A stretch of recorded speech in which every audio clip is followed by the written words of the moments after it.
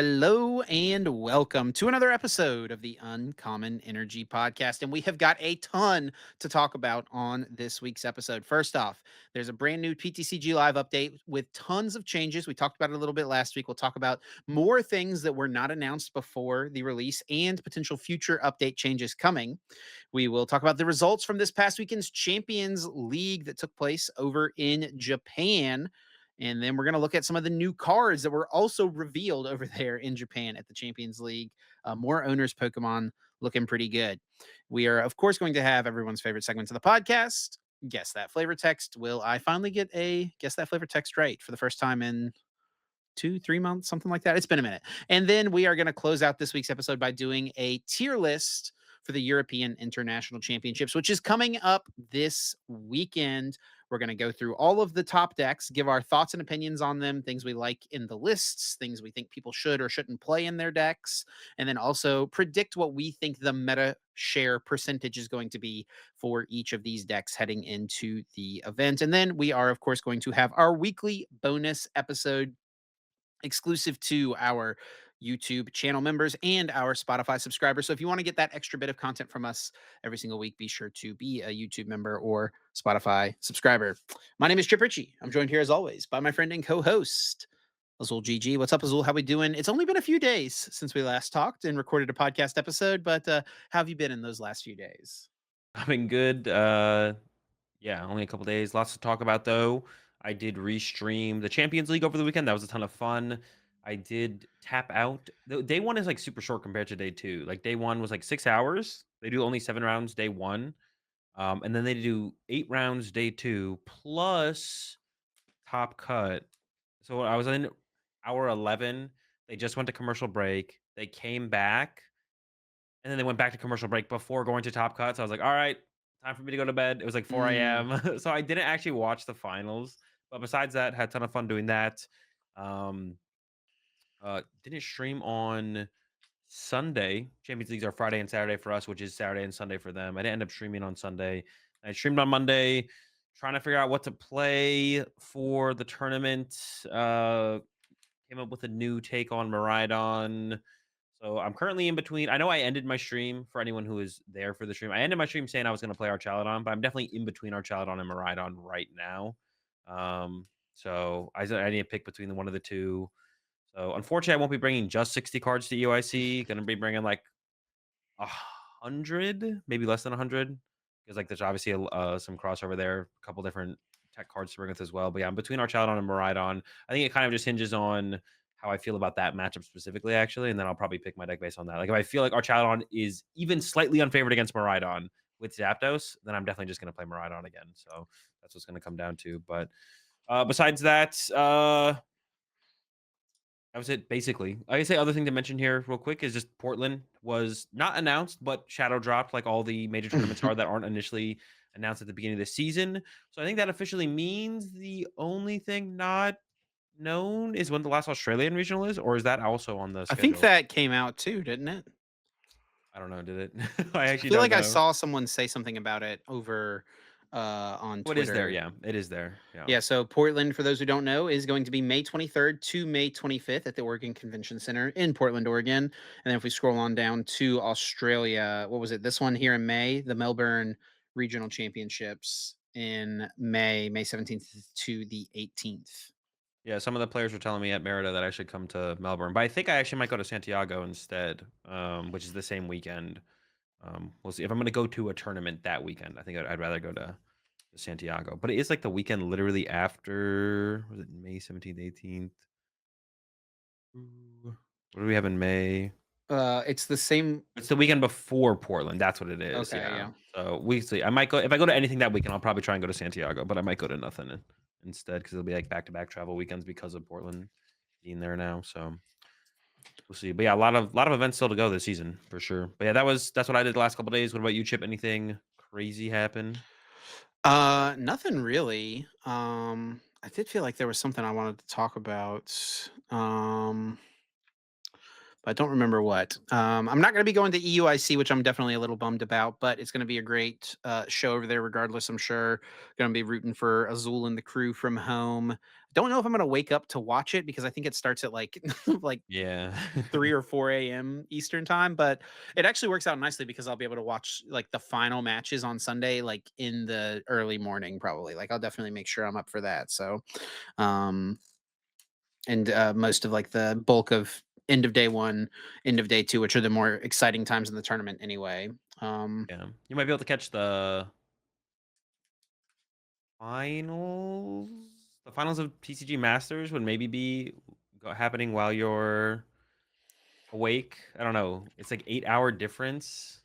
Or actually on the East Coast it might be 6 hours, 5 hours. 8-hour difference from West Coast. let's see. So they've got the schedule up on the website, and I think it is all in yeah, Pacific time here. Yeah, everything's in Pacific time. So they've got Oh, probably not. 1 a.m. So 4 a.m. is when the show is supposed to start Eastern time. Oh. And then on Sunday, yeah, 4 a.m. start, but that's going to be starting with Oh. probably Go. It could be Yeah. Unite. Is Unite on?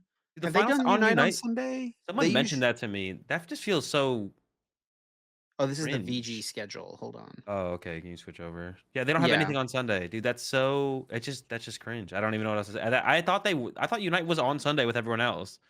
I they don't guess have not. anything for TCG on Sunday as of now, too. That has to be a mistake, I would Yeah. imagine. Oh well, maybe that's a mistake. Also, it could be a mistake for Unite. Maybe not though. Yeah, literally. Oh, it's Yeah. because you know why? You know why? Because oh, sorry, I just bumped my mic. Sorry for anyone's ears. It's because the only channel that it is streamed on is the twitch.tv/Pokemon channel. Oh sure. That's Okay. why. So it's which is the one they normally stream VG on. Okay. So maybe Unite's finals is on Sunday. Maybe, but I heard that it hasn't been in the past. Like their stuff ends on Saturday. It usually has Um, not been, but I feel like that it. Am I misremembering? Was it on oh, you can Sunday? maybe I'm pretty click sure it on. was on Sunday in LAIC. You see that little blurb right there at the top of the page, top left? Well, now it's like, yeah, right there. See if that blurb exists on the Unite. It's not actually top left, but like scroll down and it becomes bottom left. There we go. Pokemon Streaming Unite here. action will be streamed daily starting at 1 a.m. Pacific time, with the final streaming live on Sunday at 1 a.m. Pacific time. Okay. So the final Unite match will be played Sunday morning. So it is I feel part like of that. Championship Sunday. Yeah, what does it say for the resume? I feel like that could be. Oh yeah, it does have different times though. Now it says Yep. 4:30. I was gonna say I feel like that could just be a copy pasta or a copy. I called copy pasta. It could be a copy paste and they just like changed the name, but Unite actually isn't on Sunday. But it looks like it is on Sunday. Yeah. That's So it good to looks like see. Go is at 2:30 a.m. Pacific time. TCG will be at 4:30 a.m. Pacific time, which will be 7:30 a.m. Yeah. Eastern, so that'll be junior starting. So honestly, it's gonna be like perfect timing. I'll like Masters will be be like 9 in the middle a.m. of my morning on Sunday, so I'll be able to watch TCG Masters It's finals. actually funny, I won't be able to watch well, unless they have internet on the plane, then I guess I'd maybe tune in, but, my flight leaves at, like, 10 AM London You time. don't plan to be playing in it? I well, I wanna be playing in, but I'd rather get back Sunday. Oh, The chance that I did the same thing for my Australia flight, and I won that one, so, no true. curses truly exist. Everyone brings up all these, you didn't get a flight with the plan to win the tournament, first to the first. These things don't exist. These things exist for people who, uh, who need excuses. They also announced a series of drops that are gonna be happening on I assume on Twitch. Yeah. For all the various different games. So for TCG, if you're watching, you can earn what is this? This EVEX, which will be redeemable. I think that's probably usually a code, right? And then yeah, so the EV will probably be a code, and then the Twitch drops include Umbreon, Espeon, Leafeon, Glaceon, and Sylveon as special illustration rare cards, digital EUIC themed deck accessories featuring Wellspring Mask, Ogerpon can round out the offerings. The till supplies, why is there a limit on supplies? That's so weird to me. It's definitely just like some legal thing, like what if someone comes and Maybe. looks at this in like 2 weeks and they're like, "Where's my EVEX?" Well, no, but there's an end date. It's redeemable until March Oh, 3rd. sure, sure. Yeah, and then it says, or while supplies last. Is there actually an end to the supply? They do normally. I feel like in the past it's always been like there's 25,000 or 100,000 redeemable codes or something like that. Okay. But why not have infinite? Like, why does that It matter? I feel like probably that is shouldn't to matter. drive a little bit of like hype and excitement, you know. They make it Sure. like a pretty big number, so it's like pretty Yeah. much anyone who's tuning in and wants to get it will be able to get it, right? Over the Mm. course of the weekend, but like it also gives the semblance of exclusivity, right? Yeah, You I know that guess. there's only and it matters maybe less for like stuff like TCG, but like for Scarlet and Violet and Pokemon Go and stuff like that. Like the ones in Scarlet and Violet are coded very uniquely, right? And they have like their individual. They'll have like the trainer ID of Marco Silva for this Jumpluff. So it's kind of cool that there's like a limited number of them. Like you know exactly how many of this Pokemon exist out there legitly, right? Yeah, sure. I could see it. I could see it. But it's like a big enough number where everyone who wants to get any of these drops will be able to achieve them. Wait, what the jump off is There's a Jumpluff for Scarlet and Oh, Violet, wait, and there's a why are Jumpluff for Go.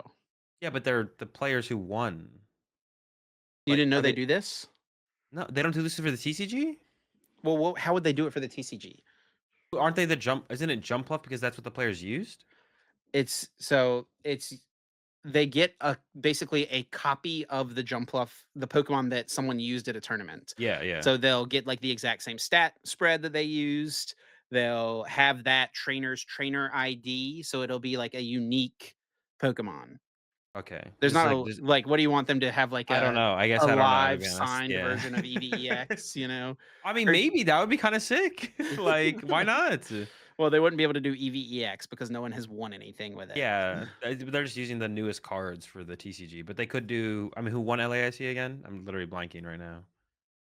Uh, bro, you put me on the spot. Who the heck Dude, won at who hang on, LAIC? we have to come no, no, we can't look this up. We have to be able to come up with this. Hold up, hold up, hold up, hold up, hold up. Dude, that's Wait, what terrible of deck even won? dude, I don't know, I'm blanking, it was what format? Drago format? Oh, it was Drago format. Oh, Red it lush was Miloslav. Miloslav, yeah. Miloslav, yeah, yeah, Yeah, yeah. I had to think of the format for a second. Yeah, Reggie Drago. Miloslav over Well, Brent. you wouldn't wanna do Reggie Drago. Ogerpon. Miloslav's Well, Ogerpon. they it's I think for TCG, like, Oh, for it'd just be cool. I guess, yeah, it's a little bit easier to implement in the other games for sure, yeah, but yeah. yeah. Another feels bad for the TCG. That's What alright. if they gave a set of sleeves that just had Miloslav's face on the back of them instead hoisting his trophy? Well, actually, the sleeves would maybe that would actually be a good one, would be sleeves, like, if it would be, like, Drago with his signature or something on the sleeves, Sure, right? that'd be Like kinda a Reggie cool. Drago with his signature as sleeves. That would be kinda sick, and that seems pretty reasonable to implement into the game. Well, I don't I know. don't know what should be considered reasonable and not reasonable when it comes to TCG Live, because that is gonna transition very nicely into our first topic here of the week, because there was an update on TCG Live. And I guess before we talk about what they changed, we can talk about what broke. And it looks like quite a few things broke. Shout out, as Mm. always, to our resident TCG Live expert, Trust Your Pilot. Um, Shut up, yeah, pilot. using any ability that interacts with energy cards from the discard pile just breaks the game right now, it looks like. Yeah. So that includes some pretty big ones, including Magneton, which has been in the I guess like Miraidon's like the big new hype deck or the big deck that's gaining a ton of popularity right now. And then one that's been around for a little while that people have been playing is Archaludon as well. So some big cards. I guess can you use Gardevoir? I mean, Gardevoir wasn't mentioned in the suite, I I don't don't know. think. Yeah, But Gardevoir wasn't mentioned here, and I heard people talking about how Gardevoir still takes forever to use, so it yeah, must still work. So whatever broke here probably has to do with ability just automatically placing energy into play, whereas yeah. Gardevoir, it like does it, you have to do it manually, right? Yeah, I guess. Yeah. So it's kind of a bummer to see this happening. I mean, this is like one thing we were even talking about recently where it feels like these things don't happen anymore. It felt like. Yeah. I mean, on Oops. release day, I guess I would say one thing as well, like on release day or big patch days. This is a big patch. It was a big patch. They do sometimes still happen. They do generally fix it pretty fast, though. I will say that. Like, I feel like even by tomorrow, we could see this fixed, Yeah. or maybe Thursday, right? Maybe by Thursday they'd get this fixed. So Yeah. It's not abnormal for something to break, right? It's a big game. There's a lot of cards in the card pool, so something's just going to break along the way at some point. How yeah, quickly they're able to fix it is kind of the thing. This is also another thing that happened. It's just a visual bug, but as you can see here, Pilot played a switch cart to move a 50 damaged Latias from the active to the bench, and it looked like it healed all of the damage. But Yeah. the damage counters are just gone. But if you click on the card, it's still tracking the damage appropriately on the actual like card data. So like I the think we've damage is definitely gone. seen I think we've definitely seen a bug very similar to that before. I forget what it was, what the interaction was or what the cards were, but I think we've seen something like that where like the damage kind of like disappeared, but it was very much still there. Yeah. And then I guess there's kind of two things to talk about here in regards to, I mean, I guess we can just mention, so we did talk about these things last week, but they have officially added the ability to mute your opponent in a game. It's just a simple click of a button makes it so that you Yeah. don't get spammed with emotes. I And wish then that when was you're a I would say I wish that was a global setting. Um like you could like do it in the settings before you even queue up a game where you can just like mute opponent's emotes. I don't want to have to do this every game, right? It's not that big of a deal. This is actually one of those situations where I feel like Pokemon could theoretically be a step ahead because if I remember correctly, and it probably is still this way, in Hearthstone, you have to mute your opponent every single game if you want to mute them. Hey, Pokemon could have had something where they're like a step ahead of the other games, but yeah, that'd be nice to have like a global setting for that, possibly. then you can now challenge a friend to a match and choose to turn off timers. And what's interesting here is it's under a box called custom match settings. So that makes makes me a little hopeful, you know. It might not mean much, but like a box for custom match settings could mean there's more future custom match settings coming up. Could be potential to play like older formats on TCG Live, something like that, older rule sets, things like I that. think That's something that the people always wanted in TCG Online. I think the big one would be to be able to play a best two out of three Sure. match. That would be pretty nice to have for online tournaments. So that'd be really cool. And I will say, well, honestly, like turning off the timer is kind of removed from the idea of what I guess not too much because like the idea of using this as a simulator to test, I think that's like a core. That would be like what I'll make the list of like things that they intend the client to be made for. Playing in online tournaments, I'm sure they're aware of them when they made the client. Um, but the best 2 out of 3 challenge thing isn't something that, like, necessarily fits probably the criteria of what they were made PTC July for, but it would be a good gesture to the community to add that to the game to make online tournaments a little bit easier, I would say. So it'd be nice to have them add that in there eventually. So here's some more details on the click to place update. We talked about it last week. We didn't know exactly what it would be. They said in the patch notes like to see news for more details. We looked on the website, we couldn't find the news, but I think they meant the news in game, like this right here Oh, yeah. is probably what that means. So here's the new click to place cards. You can left click a card instead of having to drag it to a location. So click from the bench, drag it to the active spot. You can Yeah. click the Pokemon on the bench, drag it to the active spot. I don't know if it's a setting you I mean, turn then on. click the active spot. You can click it and then click. Yeah, is that not what I said? Yeah, you said click and then drag. Oh, I said the same thing twice. Yeah. Yeah, yeah. And I think I Yeah. saw this active, like, and now you can also, like so if you click also the highlight looks different as well from the clip that I saw. Like, if you click Drakloak, your Dreepies will highlight, and then you have to click on a Dreepy, basically. So I like and it sounds like you can still do both, so it's kind of just, like, whatever you feel more comfortable with. I'm excited to be able to go click, click instead of the click drag. Yep. It's So faster. yeah, yeah, it's faster, it's more intuitive, so that's a nice change. This is what we kinda talked about last week, is just that there seems like they're finally getting to all of the quality of life updates. It feels like they've maybe finally figured out the process of adding new cards, be able to fix bugs faster. Even though we saw all these bugs pop up with this big update, we'll see how fast they get fixed. Now we're getting these quality of life updates, which are sorely needed. Is that the word? Is that the phrase I'm looking for? They're just needed. They're very much needed. There's still a Definitely. lot to go though. Like as long as stuff like Gardevoir's ability exists the way it does, and also they ruined Baxcalibur's ability. I'm pretty sure. Like it was so good, but they made it worse somehow. I don't even know how they made it worse. Um, but yeah, they still have a long way to go, but they're finally getting to the quality of life updates. Easier cancellations. Many card interactions can now be canceled by clicking on an unused area of the screen. That's a pretty nice one. You don't have to just go Yeah, click in the top corner every time. this came up a lot. I assume this is going to correct this. This came up a lot with Area Zero. Like when Area Zero got bumped, you could like click on a Pokemon and then click like View Screen to see everything, and then you click Go Back, and you couldn't deselect the Pokemon you'd clicked. Also, it would be highlighted as if it wasn't selected. So if you forgot which Pokemon you clicked, you just don't know what you clicked, and that Yeah. everything looks like it can be clicked again. So hopefully that fixed that kind of interaction. But I haven't played on PTCG Live yet since the update, so I don't know for sure. And this is, I think, the one that's generated the most conversation. This is not something that was mentioned in the patch notes because it isn't something that has been changed just yet. but it's like an announcement of a coming change in the future. And the cards pictured here are Journey Together cards. So this could be a change coming. Oh, it does say with the release of Journey Together, this is what's going to happen. So let me just read through this. Upcoming overnumbered card exchanging update. With the upcoming release of Scarlet and Violet Journey Together on Pokemon TCG Live March 27th, 2025, we're introducing new ways to earn rare cards while updating how these cards can be exchanged to create a more balanced and engaging experience for all trainers.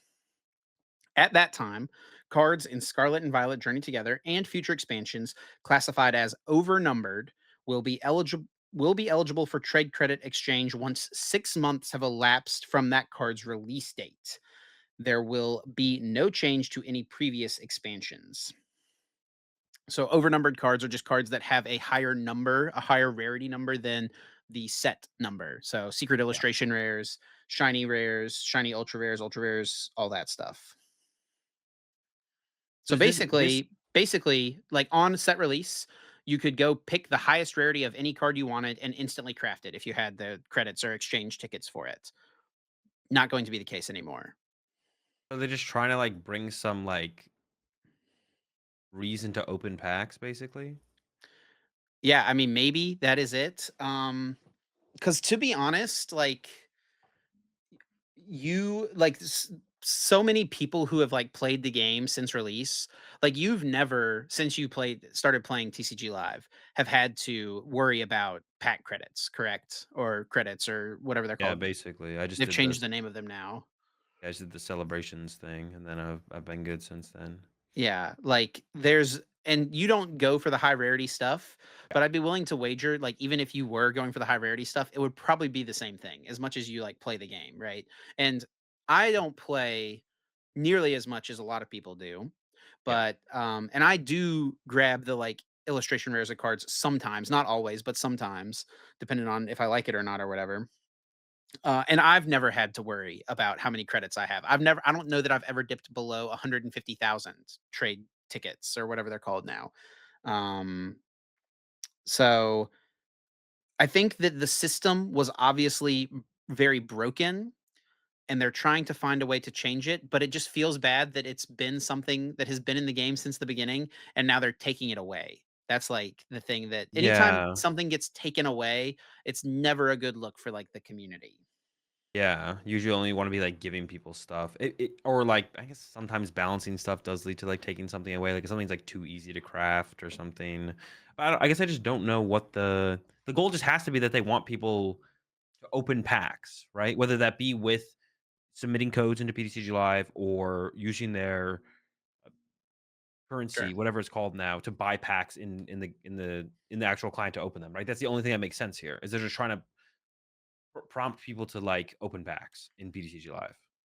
Um, yeah, but they said we're also introducing new ways to earn rare cards while updating how these cards can be exchanged to create a more balanced and engaging experience for all trainers.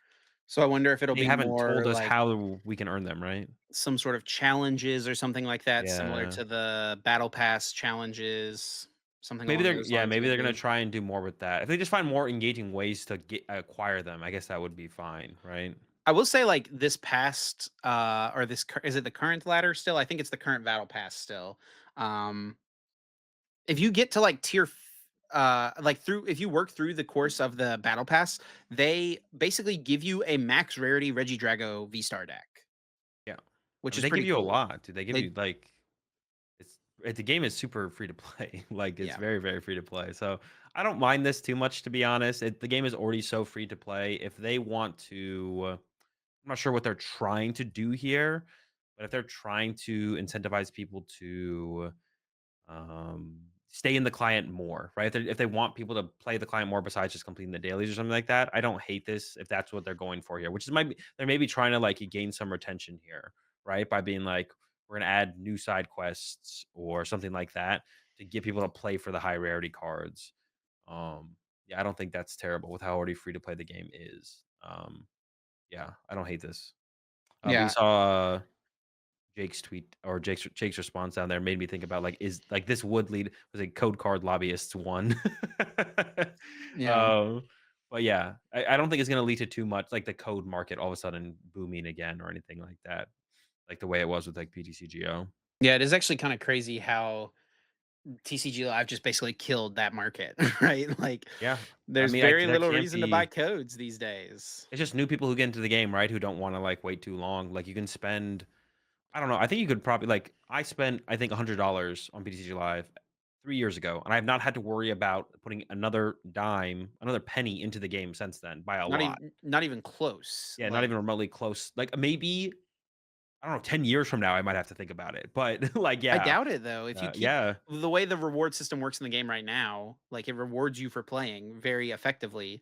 If you just keep playing the game, I think like you get to a point where um it's not something to worry about. And even if like I think if you were even doing max rarity, you would probably still be fine too. Yeah, yeah, I think so, yeah. There's, like, nothing to worry about for sure. So I don't mind this, to be honest. I don't mind them taking back a little bit of what they gave us because it is so free to play at this point or minimal And investment required. you will still be able to play the base like you will still be able to craft the base rarity versions of these cards, it looks like. Yeah, they're just taking away the super So you can high rarity still stuff. play the deck without ever crafting anything, but it's giving you something to play for. Yeah, I don't think this is terrible, which might be I don't know. It is just always a bad look whenever they take something away and people love to call us TPCI It is. apologists, Apologies, yeah. Yeah, so we're going to definitely get that a little bit here, but I think like if you just kind of rationally think about it from a business point of view, Yeah, but I will say, I feel like a lot of that pushback always comes from people viewing everything very selfishly. It's always just like me, me, me. But like you need to slow down sometimes and just like think about stuff from like their perspective, what they're trying to do, so on and so forth. And listen, I've complained as more about PTCG Live or as much about PTCG Live as anyone else. So it's like it's not yeah. like I'm someone who's praising the game constantly or anything. But I think always slowing down and just trying to like seeing it from a different angle, different perspective, um, is always good. A good way to approach kind of just life in general, to be honest. So. Yeah, definitely. And yeah, and I think like I said, this is just a byproduct of the fact that the the game was made without any sort of like in-game economy being considered Yeah, basically at all, it feels like and they very did just little consideration was given to this, and so it's just been broken from the beginning. Yeah, and they did change all that currency stuff recently as well. Yeah. They made that big shift over, so they didn't quite have it all figured out either. But Yeah. yeah, we did have Champions League over the weekend, right? That concluded. Definitely a very interesting tournament from Tord being over there and competing and making top cut to the winning deck. And I think that's where we could probably start for Alligator, which is a deck that we talked about last week. And I don't know if I got justifiably called out here. I saw some stuff in the comments on, or maybe it was on Twitter, but people were like, Azul said for Alligator was bad, so I knew immediately to go buy some. I'm pretty sure I was talking about like these are two different formats. I think I was talking about. I said it was probably bad in the current format. They're playing it in a No, different format with no, dude. rotation. We I say for Champions League. talked about it during City League Watch.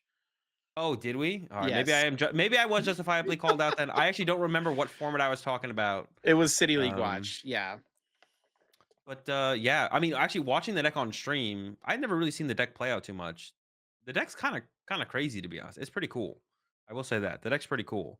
And pretty masterfully piloted by, I don't quite know how to pronounce the name. If you wanna take a stab at it, Chip, go for it. Nope. Hiromu Romu, who Sasaki.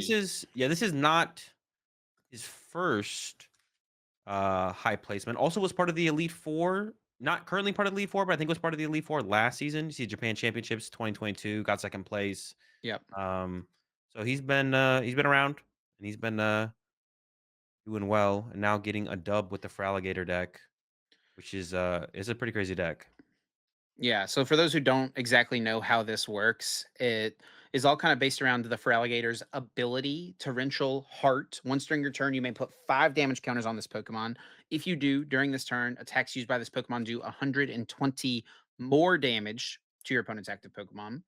Yeah. And there's a couple of things you can do with this. You can use the Giant Wave attack that the Feraligator itself has to do 280 damage, which is a ton of damage. It'll pick up one hit KOs on a lot of different things. But one of the main uses for it, it seems, is to use Croconaws reverse thrust attack. switch this Pokemon with one of your benched Pokemon through the ability of the Relicanth Memory Dive. So basically, what you do is you Torrential Heart, put a bunch of damage counters on the Feraligatr. It's going to do more damage with Reverse Thrust now. You're going to hit and run for 150 damage. You're going to move into either Melodic EX or Mimikyu, depending on what the matchup is. And then you also have Monkey Dory, Adrenabrain, to move the damage counters off the Feraligatr to boost your damage even more. So you've got this one prize Pokemon that's doing a ton of damage. You're running every single turn into a wall that your opponent, depending on the matchup, is going to have a hard time getting through. And you get early game setup through Badoo. You've got it's a Precious Trolley deck, Technical Machine Evolution, and Arven. Yeah, I mean it is a crazy deck, and Gotta mention the before you go to Mature, gotta mention the Totodile with that big bite. 10 damage, and the opponent's active can't retreat. This is also like we saw this come up in some of the Fraligator games on stream where you can just play it like a lock deck, where you trap something in the active. You do need 2 Fraligator setup, because if you use the active Fraligator's ability, Big Bite is doing 130 damage, which probably KOs or is doing too much damage to KO. But if you're active Fraligator, you're just doing 10 damage with it. Then your bench for alligator, you're using the bench for alligator's ability to then move the damage off your bench for alligator to their side of the field while you trap their active. That's like another like very solid win condition in multiple matchups. It seems like it's just like a yeah, like across the board. Like the deck has so many options to be honest. And I love how it's like built. Like the deck never plans to draw prize cards basically until the end of the game. You just play counter catchers. You don't even play boss to have like an aggressive way to close out the game. The threat of Iono against you isn't very high because you're not drawing prize cards super aggressively. Like the way I saw Fraligator games play out is you're just setting up the board to like basically draw like these big 6 prize turns, or deal with Duskulls. I feel that it's like that's the only time I saw the deck like always trying to go after prize cards is when there was Duskulls in play, pressuring the Duskulls. But besides that, you can do some really crazy stuff with this deck. It's really cool to watch it play out at the Japan Championships. And then yeah, the Waller options, the melodic, I would say the melodic honestly was kind of like a MVP of the tournament, not just this deck. Malak did was super popular, or super successful, I should say. yeah, its ability Sparkling Crystals prevent all damage from and effects of attacks from your opponent's Terra Pokemon done to this Pokemon. And I mean, I guess that's a fine segue into talking about the Melodic Farigiraf deck that did extremely well. 4 players in top 16 with this archetype. And it is basically just a uh, attacking walls deck. So Yeah, depending on what your opponent is playing in their deck, you use whatever Pokemon is best against them. You've got the Melodic, which we just mentioned, which can't be damaged by Terra Pokemon. We've got the Farigiraf EX, Armor Tail, prevent all damage done to this Pokemon by attacks from your opponent's basic Pokemon EX. And then you've got the Cornerstone Mask Ogrepon EX, where you prevent all damage done to it by Pokemon from your opponent's side that have an ability. yeah. So like Melodic is really, really good against like Dragapult, even if they have like Dusknoir can attack with Dreepy and Dracloak. It's not enough. You overcome that. You also have in this build specifically the Pokevital A, which just heals 150 damage from your is it active? It might be any Pokemon.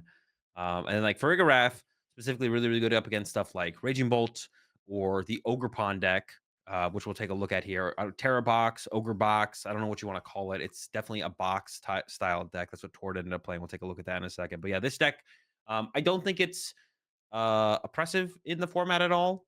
In fact, we were like coming up with ways to beat this while we were watching the matches, and we're like, I think if you just add a fighting ogre pawn to the ogre box, that would give you enough to get through the Farigiraf to maybe beat them because Farigiraf can't hit ogre pawn, and neither can the melodic. So that would give you like an out to that. So there's definitely plenty of outs to this deck. I think I don't think it's like a super oppressive walls deck, most walls decks usually aren't. It's just kind of like it was like kind of the right time, and it seemed like no one was overly prepared for it. Yeah, these decks pop up in very specific metas and yeah, take advantage of people being underprepared for them. And it's kind of interesting for this format, this tournament specifically, because it's a 2-day tournament where you can change Yeah. decks from day one to day two. So it would have been actually kind of a cool adjustment to see people like add in those techs for this It deck.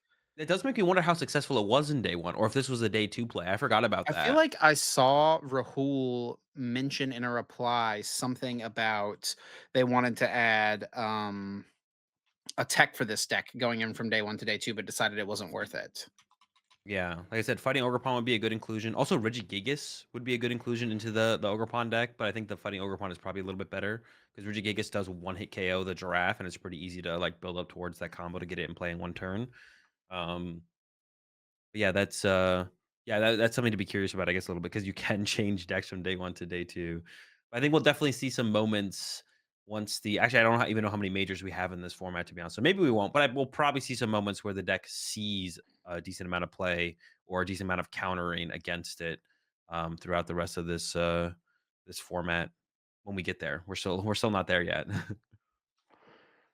And then always, you know what? I honestly that's one of the things with like I guess I just kind of feel bad for the Japanese players. They don't get to see an evolution of this format, really. I mean, they're gonna go back and play city leagues and stuff, but like, Sure. they don't get like another major tournament to be like, okay, what are we playing off of, or what did well outside of Japan that we can then look at and play off towards. They get the first tournament, the first major tournament with this set, and that's it. And they get it so close to release as well. Like the nothing really develops. Like that's so unfortunate because like there's so much more depth to like formats and Yeah. metas. Like as stuff progresses, they just don't get to experience that at all. So they get to experience everything first. I mean, I guess it's kind of like the same thing. Like it feels bad for us to experience things so much later than Japan initially, but then they don't get to experience any of that afterwards in a major tournament setting. It's like they get this one time when things are like super fresh, but then you don't even get to like come up with counter strategies to apply to your next major. It is worth mentioning. We should have mentioned this probably at the start, but this is the tournament in the next format. It is post rotation. It is with Yeah. Journey Together, so it's not quite the same as what we're working with now. Also, we didn't mention this either, but there's 5,000 players. I don't think you mentioned it. Yeah, which is that maybe they're just like cut off now. The last one was exactly 5,000 players. This one was exactly 5,000 players as well. Yeah, the note from Limitless here says approximately 5,000 players. The final count may be Mm, slightly lower or higher, so it's like give okay. or take. Yeah.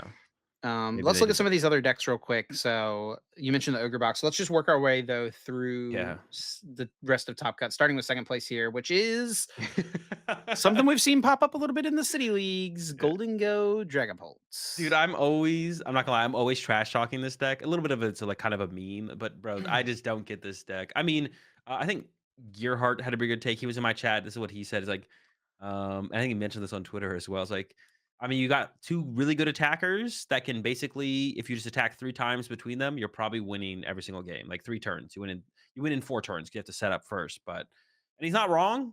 Like Golden Go one hit KO stuff, Dragapult can set up stuff or take multi prize turns off smaller Pokemon. I just don't know, man. I don't know, but I definitely need to give the deck the time of day. That's the one thing I've always been saying a lot recently is like I definitely need to do my due diligence and actually play with this deck because it's been popping up a little bit too much for me to not play with it and not just write it off. And now it's got that second place here at the Champions League. Azul writes off for Alligator and Golden Go Dragapult, and now immediately first and second place at the biggest tournament in Japan. I do not remember writing off for Alligator so heavily. What did I even say? You definitely just said it's a bad deck. Was I not talking about our format? Was I talking We about were their it format? was during City League Watch. Someone can go back and take a look. Maybe go Yeah, check on the highlights channel, find the clip. I'm wrong. If I did say it, I'm just wrong. Yeah, And this is an probably not interesting the one same. to see. Messiah with the Blissey. It is Yeah. kind of just another walls deck, but utilizing Blissey. I mean, I guess it is just kind of the nice, like middle of the road, like all around wall, right? Yeah, honestly, when you look at like this deck and the other decks, it's like people are like, Gardevoir's not very good anymore. What's the best way to abuse Monkey Dory? Like, not exactly, but like, how can we also get Monkey Dory involved? Monkey Dory is such a powerful Pokemon, and this deck, more so than the other wall decks, the other wall decks do play Monkey Dory, but this deck can really abuse. There's 3 Monkey Dory in this deck. You got the Blissies to move the energy around so you can like heal, plus still make sure you're attacking in the same turn. Um, Do you not remember when Twilight Masquerade came out? Like and the people were Blissey Monkey Dory they deck. were Yeah. playing this deck. It was like a counter deck to Dragapult. It didn't Yeah. have the Farigiraf and the Melodic and all this stuff in it, but Unfortunately for Blissey back then, Dragapult actually sucked, and that means Blissey was that much worse. Just getting one hit KO'd by Raging Bolts and Lugias or Chinchinos or whatever.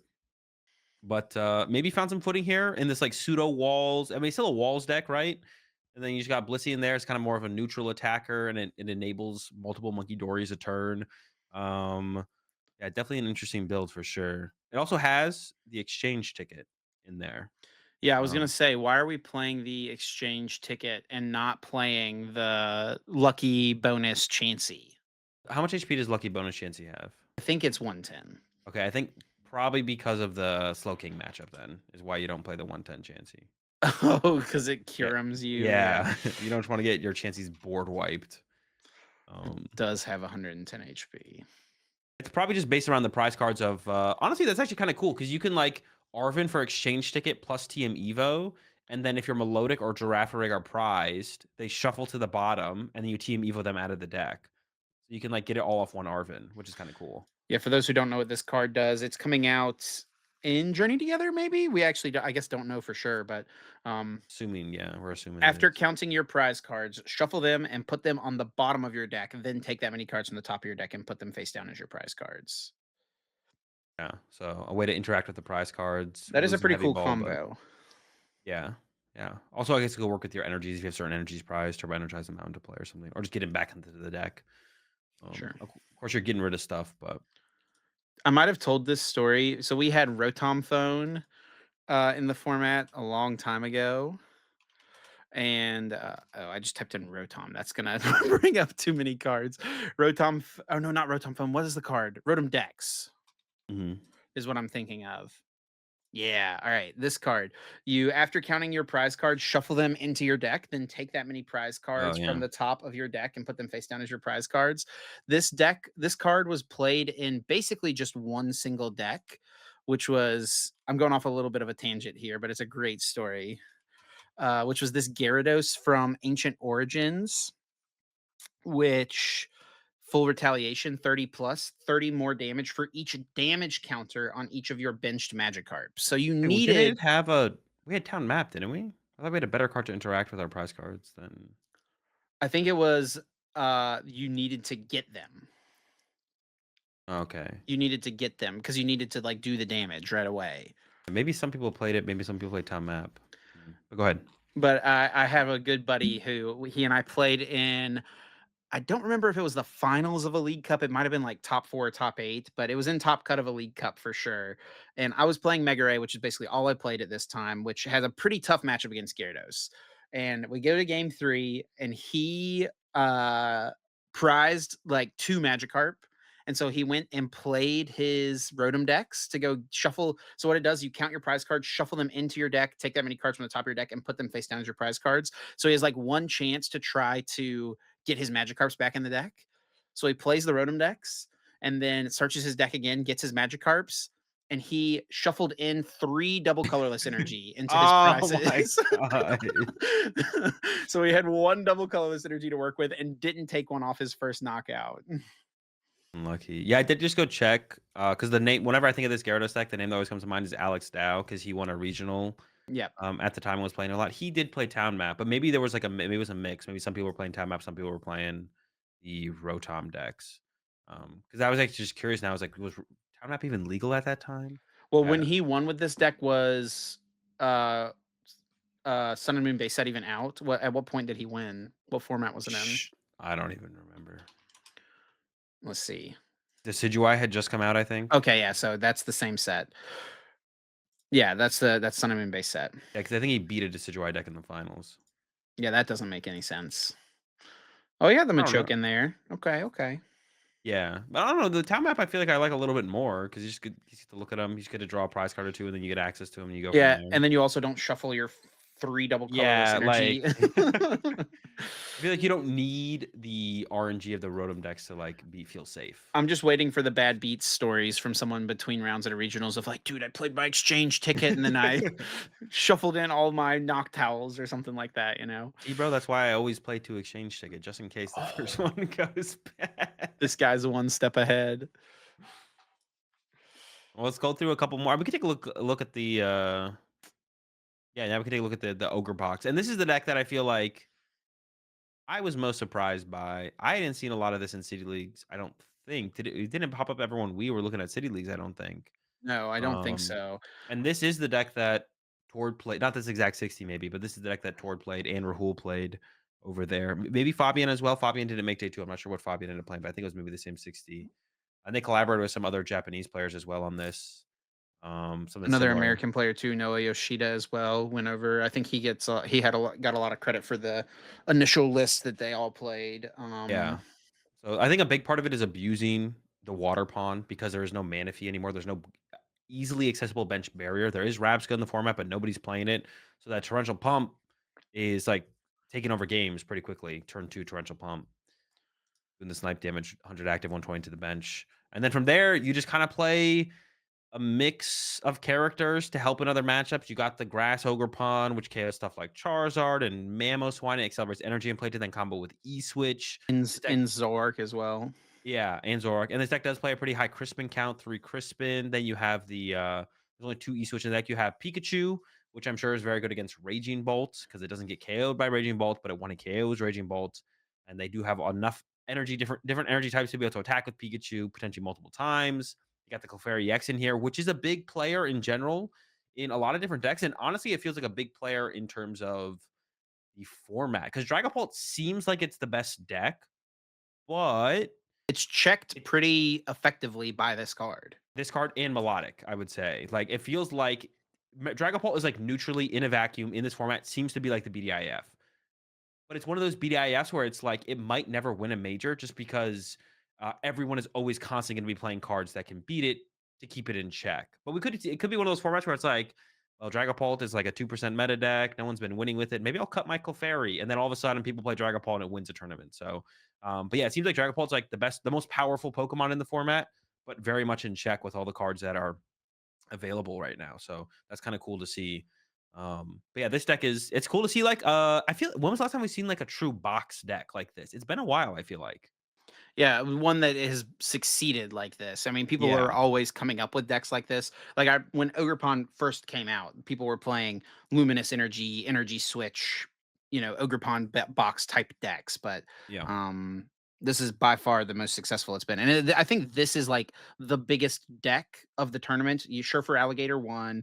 Sure, there was a ton of this stall archetype in the top cut, but I think this. I mean, you mentioned. Uh, Dragapult, maybe clear best deck in the format. I wonder. I almost think this is going to be the front runner for best deck in the format when I we think get it'll like. this format over I here. think there's a good chance it's one of the most popular, most successful decks for sure. Yeah, And I think it I don't know how it fares up against the Fraligator deck to be honest, but it probably would have been a pretty good spot to win the tournament if if they were all teching for walls. It doesn't look like anyone had a tech card for walls at all, though. It's funny because we saw it the matchup play out a couple times on stream, and like people were attacking with knock towels and fan rotoms, like knowing they were never going to KO a caped Girafarig. Like they were throwing everything at it, yeah. never even close. Yeah, it feels like no one. Yeah, it doesn't look like we can look through the rest of these Ogre Pond lists, of course, we go through about it. It looks like no one teched for it, but if they were all teching for it, I feel like this deck would have probably been up there, at least in the finals. I don't know how it does against the Fraligator deck, though, to be honest. Oh, Reiji here had his own Farigiraf in Ooh, the deck. is that I guess that would allow you to get through the opposing Farigiraf, Yeah, right? So maybe that could be one of the answers. Also, auto win the mirror. yeah. And there's nothing like canceling clone in this format, like a way to just get rid of Yeah, it. yeah, we don't have one of Um, those. That was not the only Noctowl deck in Top Cut. We also had a Noctowl Charizard deck. Charizard looking for some new friends post rotation potentially. No Pidgeot Pidgeot. Pidgeot is still here, but it looks like Noctowl is the new bird potentially for Charizard. And I've seen a lot of people talking about this deck just kind of in Yeah. general for post rotation. It seems like the way that a lot of people are going to be trying to play Charizard with the new format. Charizard just gets so much more weaker because of no Radzard, though. You have like way less control over the prize trade. I mean, you still have Briar and Dusknoir, but like, yeah, it definitely feels like Charizard has lost a lot of power due to the lack of Radzard. Dude, I get asked about this deck so much, and what I always tell people is current format, I think it's just bad. Future format, I don't know. It could be good. This format, it could be good. We see it gets top 16 here at Champions League. It definitely seems like it's probably more viable next format with rotation and everything happening. It is definitely interesting, like this list specifically, no Pidgeot. It still feels like Pidgeot can slot into this deck pretty comfortably. Sure. Yeah, opting for no bird. There was a Dragapult deck in Top Cut. I mean, besides the Golden Go Dragapult that got second place, this is just kind of the more straightforward traditional Dragapult. There's nothing super crazy here. a couple Jack, I guess, but there's no Lance in the format, so it makes sense. Yeah. You got to slot something in there to kind of find your guys. You've got an EXP share, not the craziest thing to see, but Yeah, uh, unfair stamp over the crystal, so a little bit more aggressive disruption, 3 counter catcher. So even like if you're going down like a Badoo route, you can like hit him with like they KO your first Badoo and you go counter catcher, unfair stamp, second Badoo to try and buy yourself more time, stuff like that. Even in the early game is kind of cool. And then yeah, I guess Lance was that good because it's gone, so people are playing Jack. So people definitely felt the power of that card. another Noctowl deck, Azul's favorite deck, Raging Bolt EX. Yeah, this Honestly, was the the Baby Bolt does kind of go crazy post rotation, no mana fee. gets better for sure. I don't know about goes crazy, but It being able to goes like being crazy. able to snipe like Hoot Hoots and even like Duskulls off the bench sounds kind of cool. Um, and yeah, people are doing it with the Area Zero build. Only one ranging ball and cut. This was one of the most successful decks I want to say for sure from City Leagues. But I think everyone kind of had that in mind going into this tournament. Why the wall decks would be able to be so successful, and even the ogre boxes, they have the Pikachu in there for this kind of matchup as well. So I think people were prepared, very prepared for Raging Bolt, probably. We do have an ends deck in Top Cut. So we saw this deck on the stream a couple of times throughout the weekend. Yeah. Um, Enzoric EX using its attack to copy the attacks of the other ends Pokemon in the deck. And it's really just copying the attacks of Darmanitan and Reshiram. That's And so you can get in there like and attack with the Petrunt too, which is not bad at the end of the game. But yeah. I don't know. It just feels kind of bad that there's only two options. Like it's like this attack. Like you read the Zoroark before we see all the ends cards, and it's like, oh, you're gonna have a ton of options. It's just like you have Reshiram and Darmanitan. It's like, okay, all right, I guess. It's kind of deflating, like what they actually ended up giving us. And I've said this in the past. Like I said, I bet they give us like more ends cards. But honestly, at this point, I don't think they're going to. I think like the owner cards are coming out. You get what you get in the set, and that's it. And then they're going next. yeah, It there's so seems many to be. trainers it seems like they want to get through, right? I don't think that Yeah. they're gonna loop back around. So this is it. You get Darmanitan and Reshiram, and that's it. But the deck still does seem pretty cool. There seems to be a decent amount of depth to it still. So Yeah, I mean, it's pretty cool here with the Binding Mochi plus the Petrunt combo to boost your damage because you are damage yeah. capped at 170 if your opponent doesn't do anything right. Darmanitan is pretty strong in a format where there is no mana fee, right? You can be really aggressive after any of the evolving decks. We saw people playing also Maximum Belt as well in there for more damage boosting. It allows the Zoroark to hit 220, which is good for KOing like Ogre Pawns and stuff like that. Yeah, pretty relevant to get over that 210 threshold. And then we do have a Flareon Noctowl deck. Yeah, so this has been I want to say a long time coming. What do I want to say? It's like I think nobody was shocked to see how bad the Flareon cards were The EV cards, pre-rotation or evolution cards. What I say? Flareon Flareon cards? cards. Yeah, the evolution cards in general. But yeah, rotation happens. I think everyone kind of knew Flareon was probably the best of the evolutions. And yeah, it's seen some success. Still not sold on it being that good, to be honest, but definitely a lot of stuff to still test out, try out in this next format coming up, which we're still a little ways away from, to be honest. So There's I'm getting this too far ahead of myself. Leafeon as a tech in here. Which does 60 times the amount of energy attached to all of your opponent's Pokemon. I have to imagine mostly like as a grass type, being able to capitalize on the grass weakness of a lot of popular Pokemon is pretty nice. Yeah, definitely. And I guess like probably a big deal for the Dragapult match, maybe to heal up all the damage because he heals 100 damage from each of your bench, right? With the second attack. Yeah, 100 from Yeah, each of your bench. that's like a lot. That's like feels like a pretty big number. Like, well, 100 from everything, right? Instead of just like 100 from one or Yeah, I something. guess that is pretty strong because you can like KO Pheasantipity with this, right? Yeah, KO KO. KO Pheasantipity plus heal, and then it's like you're left with a Dragapult that isn't going to knock anything out. Yeah. Also, like Ogre Ponds, stuff like that. You get those KOs, clean those things up. So yeah. Yeah. This is definitely an interesting deck. We'll see how it does going forward. I'd love for it to be a viable deck. I was hyping up evolutions like pre set release, and then they just were terrible. So this isn't anything like too crazy. It's just kind of like a Flareon box, I but think all we had seen was these 2 EV cards, and you were like, "Yes, the Evolutions deck." oh Like yeah, that's true. I was like, well, it's so good. Those are such powerful abilities on evolution Pokemon, like stage one evolution Pokemon, Yeah. where the stage one is like the end of the evolution. So, but yeah, they ended up being obviously pretty bad pre-rotation. But new format, never know. And rounding things out here, we do have a Golden Go, not a Golden Go Dragapult, just regular old Golden Go, simple Golden Go, right? Yeah. Um, with a top 16 finish. Got the Dunsparce in there. Got the new stadium, which is something we had mentioned as like an inclusion for this deck moving forward, possibly the Lavincia. Lavincia. Lavincia Stadium, getting 2 light energy from your discard pile to your hand. That's pretty good for Golden Go, honestly. Just some energy recovery, especially when, well, stadiums aren't that prevalent in this format, are they? I mean, you got stuff like Slow King and Seems like there's a lot of Ends. Area Zero decks. That's true. I guess stadiums are decently prevalent, to be honest. Between the area zeros, and if you're something like the Fraligator deck, you got Artisans. And if you're something like the, yeah, you either have Artisan or you have like a stadium, it feels like, to be honest. Like Slow King is playing its stadium. And then Enzorok, of course, has the Ends Castle Stadium. So maybe there's a decent amount of stadiums. Dude, It's kind of more neutral. It's kind of more neutral though. Like it's not very disruptive stadiums. It's like Artisan. every deck is playing Artisan almost. It's kind of crazy.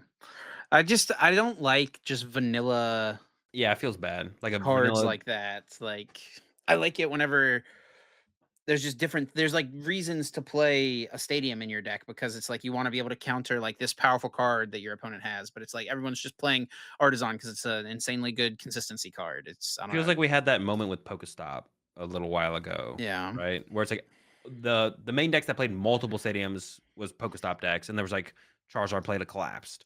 So like you played like either want to play an anti card to bump Pokestop, or you just don't play a stadium yourself.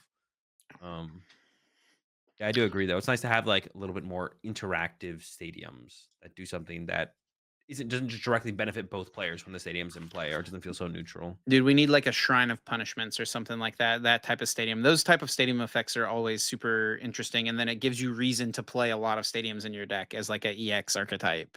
Yeah, and then other people have to like start to counter them because you get too much value out of them if it just sticks in play the whole game. Yeah. Yeah, All right. And then also with the Champions League, as always, does come a whole ton of new cards revealed. It wasn't that many this time, really just one archetype revealed. yeah. And that is going to be the Cynthia's cards. Shout outs to Twan Lay over on Twitter as always for these translations. Um, but yeah, there's a lot of kind of this seems well, we'll talk about it. It seems not so bad. We got the Cynthia's Garchomp EX, 330 HP, fighting type, stage 2 Pokemon with the free retreat. It is weak to grass, which is a pretty bad weakness to have right now in the game. But it's got the Corkscrew Dive for 1 fighting, 100 damage. You may draw cards until you have 6 cards in your hand. And then Dragon Blaster for 2 fighting energy, 260, then discard all energy from this Pokemon. A big part of this archetype will definitely be Cynthia's Gabite with Champion's Call. Once during your turn, you may search your deck for one Cynthia's Pokemon, reveal it, put it into your hand, then shuffle your deck.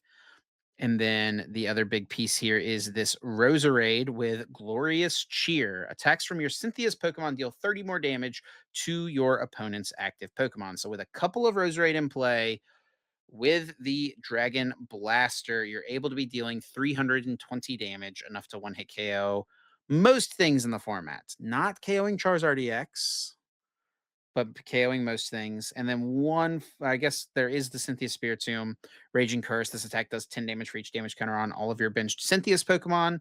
It's okay whenever you've got something like the Garchomp that has so much HP and has free retreat, so you can get into this pretty easily. And then we've got Cynthia's Power Weight. The Cynthia's Pokemon this card is attached to gets plus 70 HP. Pretty Plus big number. 70. Yeah, on a tool card can play 4 of them. Yeah, honestly, this is like this card just feels like a lot of it's like there's something like super. It's just a bunch of stats. Like it feels like compared to like some other stuff like Dragon Ball, it's got the cool spread attack. Even something like Charizard with its ability to accelerate energy in play. This card is like super straightforward, and then it's just like Rose Red increases damage, Tool card increases HP, big stats, hit hard, a lot of HP, tanky as well. So it definitely seems like it'll probably be pretty good. We'll have to wait and see for sure. But I mean, those are pretty good stats. Like it's just got a lot of numbers, got some big numbers to work with.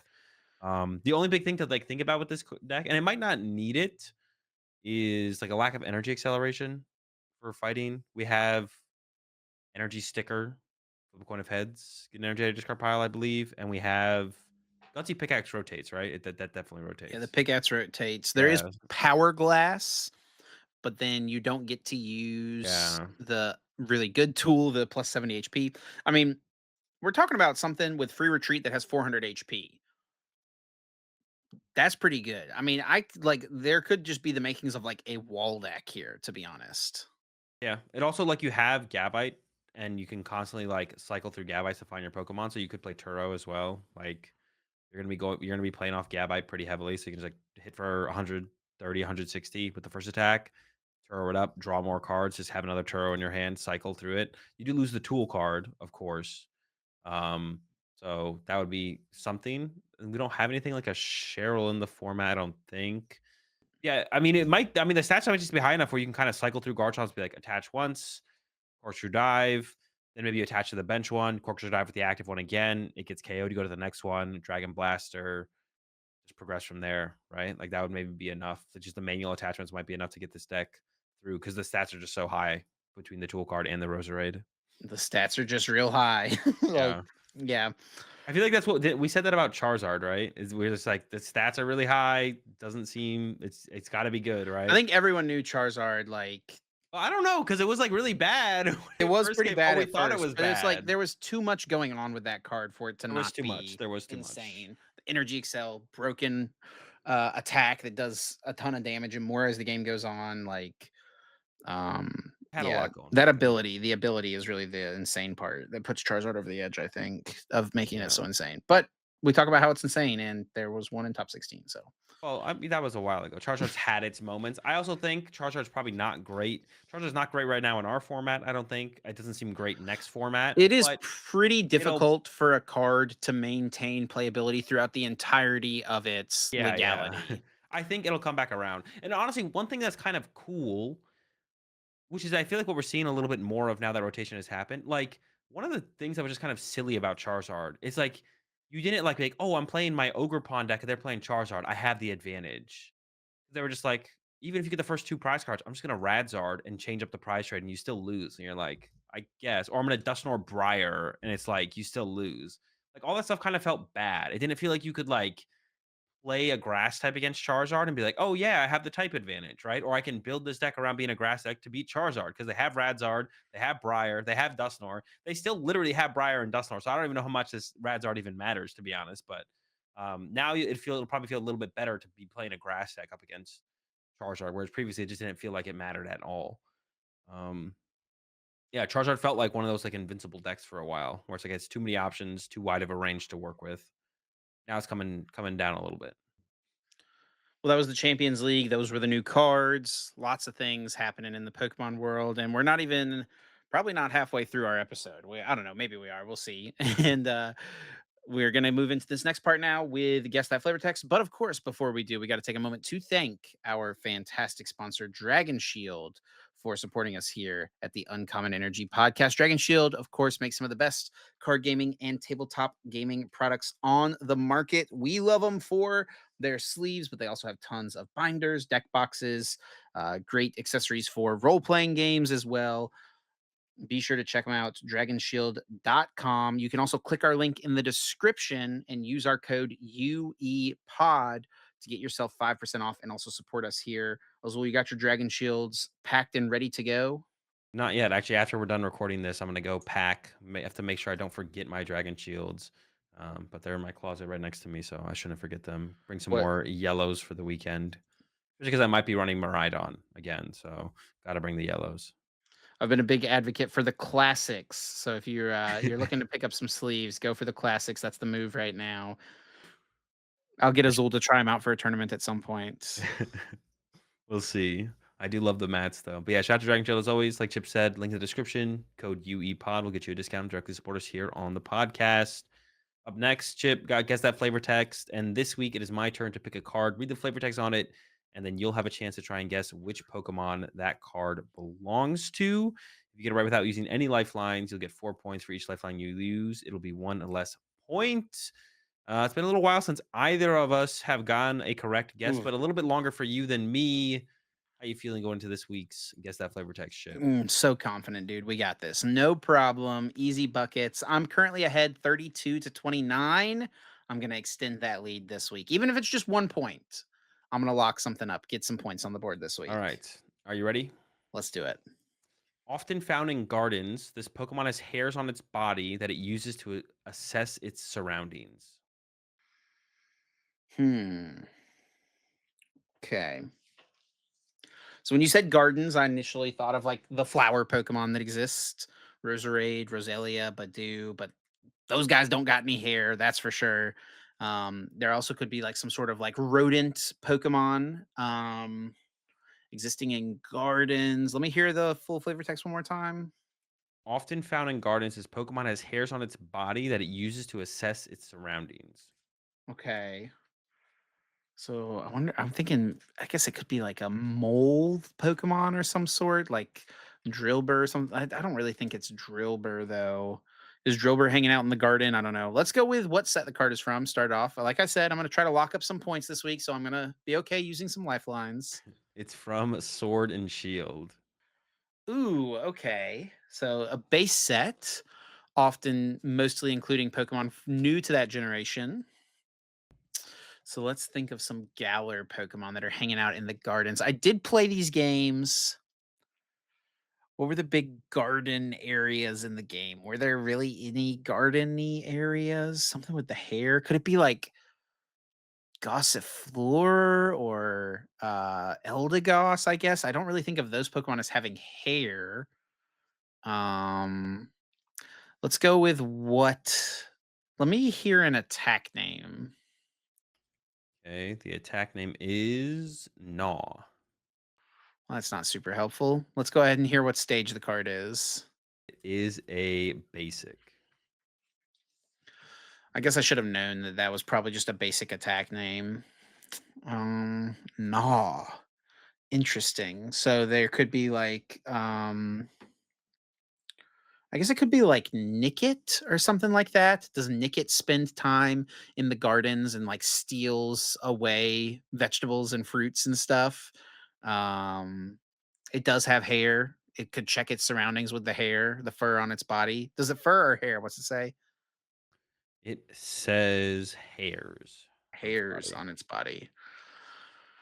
Yeah, so Yeah. not a singular hair. Yeah, sure, sure. Yeah, Nickit is definitely a front runner here, and I feel like that is a Pokemon that would have Gnaw. I don't think it's any of the starters, Scorbunny or Grookey or Sobble. Yeah, definitely. I think I'm just gonna go with Nickit here. Though I feel like a Nickit flavor text would usually say something about stealing something, and this doesn't say anything about stealing something. That is kind of the one thing here. But it is like spending time in the garden. It could be spending time in the garden to steal things. I'm gonna just, what else could it be? Choodle? No, Choodle's not hanging out in the garden. Gossifleur isn't gnawing on anything. Let's just go with the it also doesn't have any hairs. Let's go with let's go with the Nickit. Lock it in, All right, Chip, it is not Nickit. dude. It is Blip Bug. Blipbug does not The have a single hairy hair on its the body. hairy Blip Bug. Blipbug? Dude, what? Not You are, that one. I know, I'm finding it. Calm down.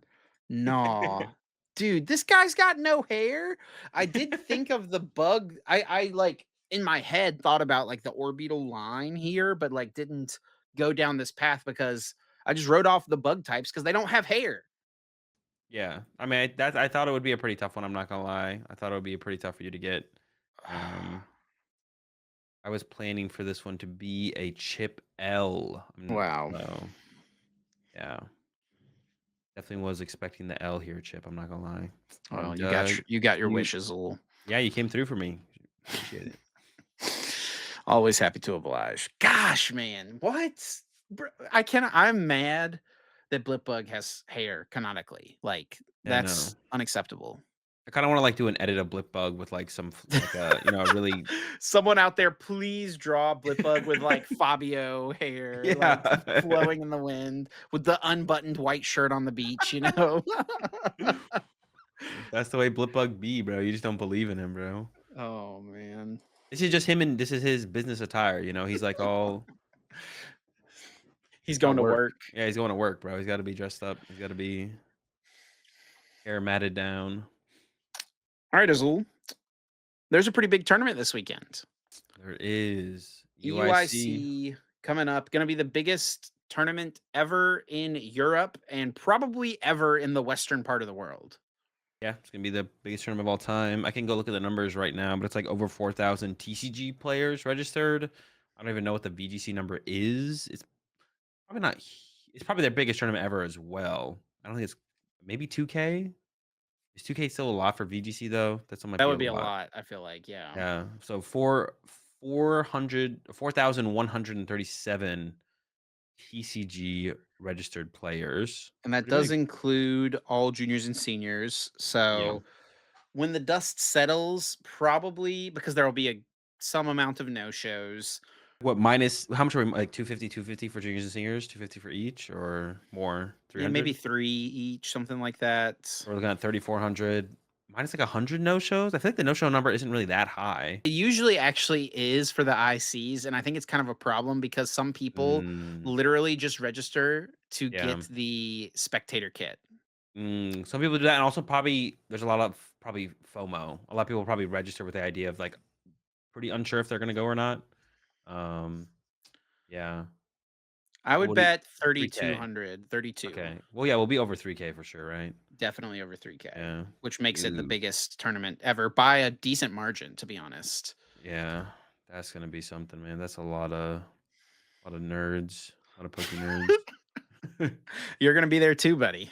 Hey, I didn't count myself out of the nerds. I'm there. I love playing some Pokemon TCG tournaments. That's just a lot. There's a lot of nerds. Yeah, but it's gonna be a big one, and it is it's not the first tournament of this format, so we've got a little bit of information going in. Obviously, Merida just happened. Obviously, you won the tournament as well, and that definitely affected the meta quite a bit, I would say, because you won with Miraidon.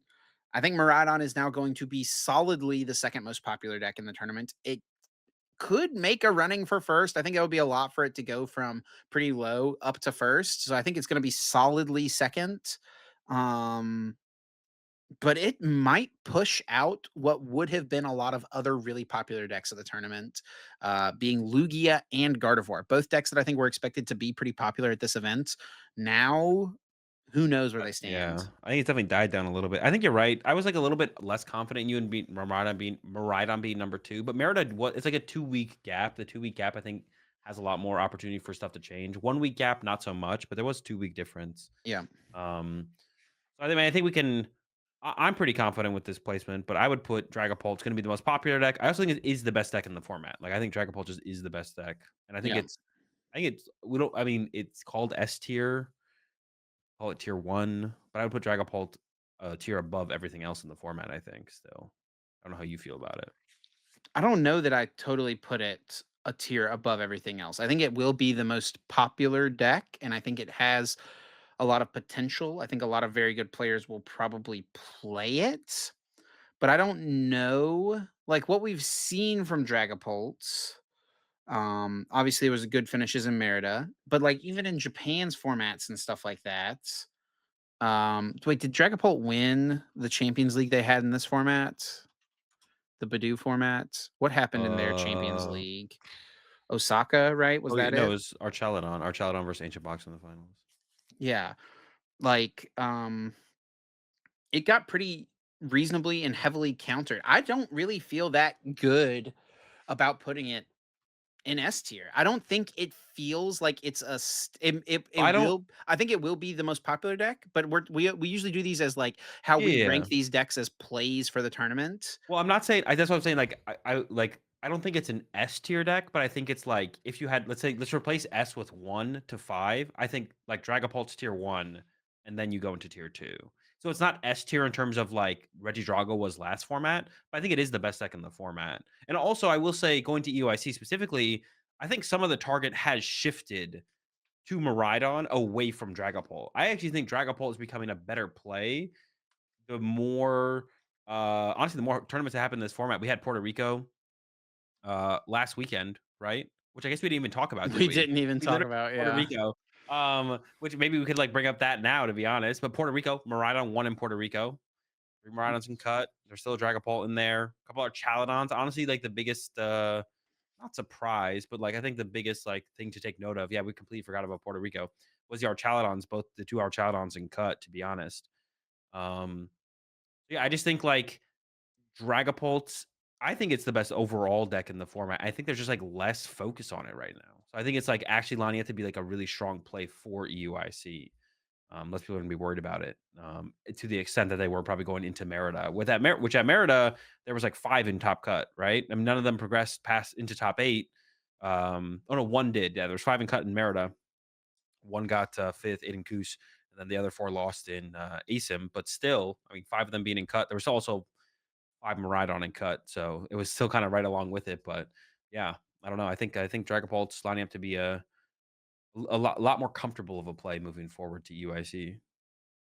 But yeah, that's how I feel about it overall. Like I think I would Well, put it if we're above I play. think, like, sure, it is a tier 1 deck, but we're going on this, like, S tier So we could rating put it thing. in A. You could put it Yeah. in A. I just don't I actually don't think that there's, like, an S tier play for this tournament.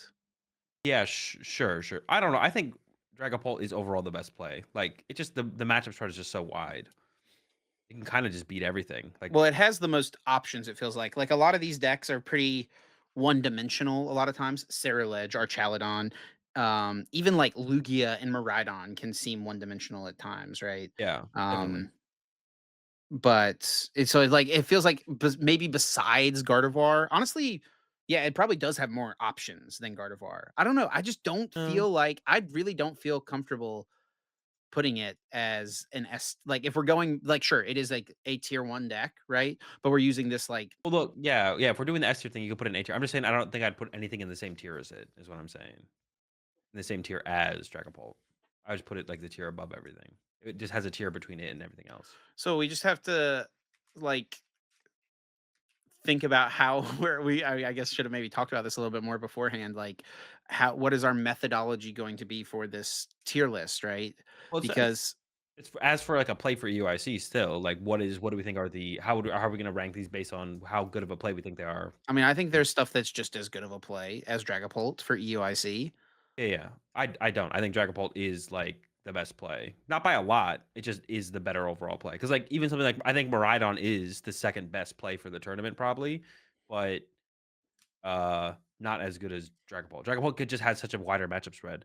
And I think if there was a little bit more of a target on Dragapult's back, I would probably put it alongside Miraidon, but I feel like that has shifted post Merida away from Dragapult. And I feel like it is a deck everyone's aware of, but it's like the Gardevoir players, they're gonna be like playing Klefkis and stuff for Miraidon. You know what I'm saying? They're putting the extra tech card in for that matchup Sure. specifically. Okay. Yeah, I mean, I can get on board with it. Percentage-wise, This is actually something it's got to be decently high still. The meta is just so much more narrow than it was last format. It was what 18% at Merida. yeah, I think so. I don't think we have stats for Puerto Rico. It was still a 300% event in Puerto Rico as well. Um, yeah, dude, I didn't even think to mention Puerto Rico because I thought it was the weekend before. For some reason, I thought there was a weekend separated. We already talked about Puerto Rico last week, but it literally was this weekend. So we Bro, don't have shout as outs much to to go off Christian of. Solis here, holding it down for the Puerto Ricans against the flood of people coming in from the mainland USA. Like, Yeah, everyone coming in from the states. Yeah, and he's able to maintain strong in Puerto Rico for sure. um, what do you think? Like 15? I think it could be 17 again, like 16, 17. I don't know. I just Maridon might. I don't think there's a reason for it to be. It hasn't done anything to warrant it being that high, I don't think. And I Yeah. don't think it is I really don't think it's this, like, step above that you feel like it is for the format. Well, not by a lot though, that's what I'm saying. Like, I think it's just, like, solidly a better play than everything else, but not by, like it's not like Reggie Drago versus, like It's not like Regidrago was last format sometimes. Yeah. Sure, It's better than everything else just by, like, a little bit, you know what I'm saying? But I feel like I'm confident in saying that I think Dragapult is the best overall deck. Not by a lot, though, it's just, like, a little bit, sure. just enough. But we All can give right. it 15. I But I think don't know, I think once we start to put these percentages in, we'll probably have to beef up the numbers a little bit. But let's go with the number 2 deck, or I think what we both perceive to be the number 2 deck. that's probably Ron. going to be Miraidon. Yeah.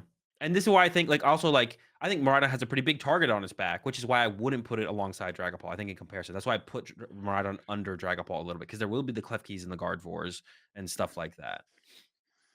Yeah, I mean, I honestly think like Miraidon is a lower tier play than some of the other things in this list as well. Like, I don't think Miraidon has a particularly good Raging Bolt or Archaludon matchup. And I think those decks are going to be a little bit more popular because here's what I think is going to happen with this tournament. I think that Gardevoir is going to be a lot less popular, because it has such a hard time with Miraidon. Miraidon just did well. You just won with it, right? It's going to be way up there. And so Gardevoir is what kind of checks a lot of these like two prize beat stick decks. Yeah. Without Gardevoir doing well, and even people who choose to play it, like Miraidon, I think is going to be like a 12% meta share deck, something like that. Yeah. Like, I think it's gonna be pretty popular. Like, they're not gonna have a good time in this field of Miraidons and in this field of Dragapult, which is gonna be the first most popular deck, which Gardevoir doesn't even have a good matchup into Dragapult. So Gardevoir is not gonna have a good time. That's gonna leave room for our Chaladons and Raging Bolts to do well. And Miraidon is going to get stunted, I think, by those decks a little bit. I think Miraidon is a B tier play for this tournament. I don't know. I don't know if I go that far. I think your Archaludon matchup is pretty close to 50-50, if not slightly favored if you have Zapdos. And I think pretty much everyone has Zapdos at this point. Yeah. And that's what I've been recommending playing is the Zapdos in Miraidon. I think Archaludon is like a bigger threat moving forward, just the way things are playing out.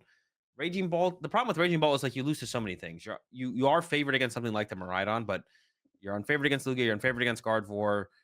If we go down the list of some of the other matchups, it kind of becomes irrelevant because there's such low meta percentages. That's something you're worried about, like the Sarah Ledges and the Lost Boxes, even the Cloth Terapagos, which might be the most popular out of those three. It's like it does stack up eventually. And then even the Dragapult matchup, honestly, I don't even know how that matchup goes for Raging Bolt.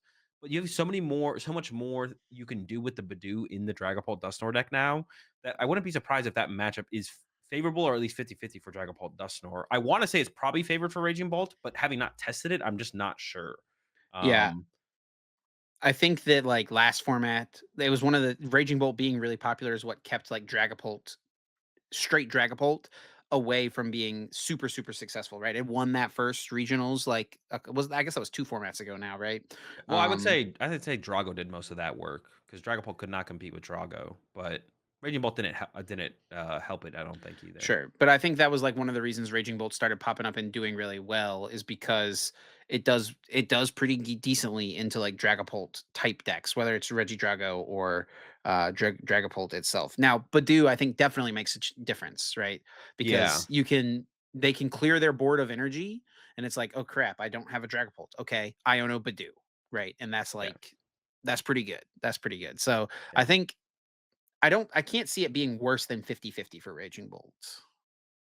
Yeah, probably not. And I could even see it being pretty favored for Raging Ball. But even if it is like a 60-40, taking you lose to Lugia, you lose to Gardevoir, like I even mentioned those other decks, biggest one of those would being like Cloth Terapagos. Like, I don't think Raging Bolt really, even though you have your favorite against Miraidon, I would say you're definitely solidly favored against Miraidon as well. I'm I don't even thinking think with all that, I don't think that's enough. It's like sometimes we see that happen where it's like a deck kind of feeds off of another deck's success. I don't think Miraidon's like going to be that big where Raging Ball can feed off it that hard to kind of carry it up throughout the tournament.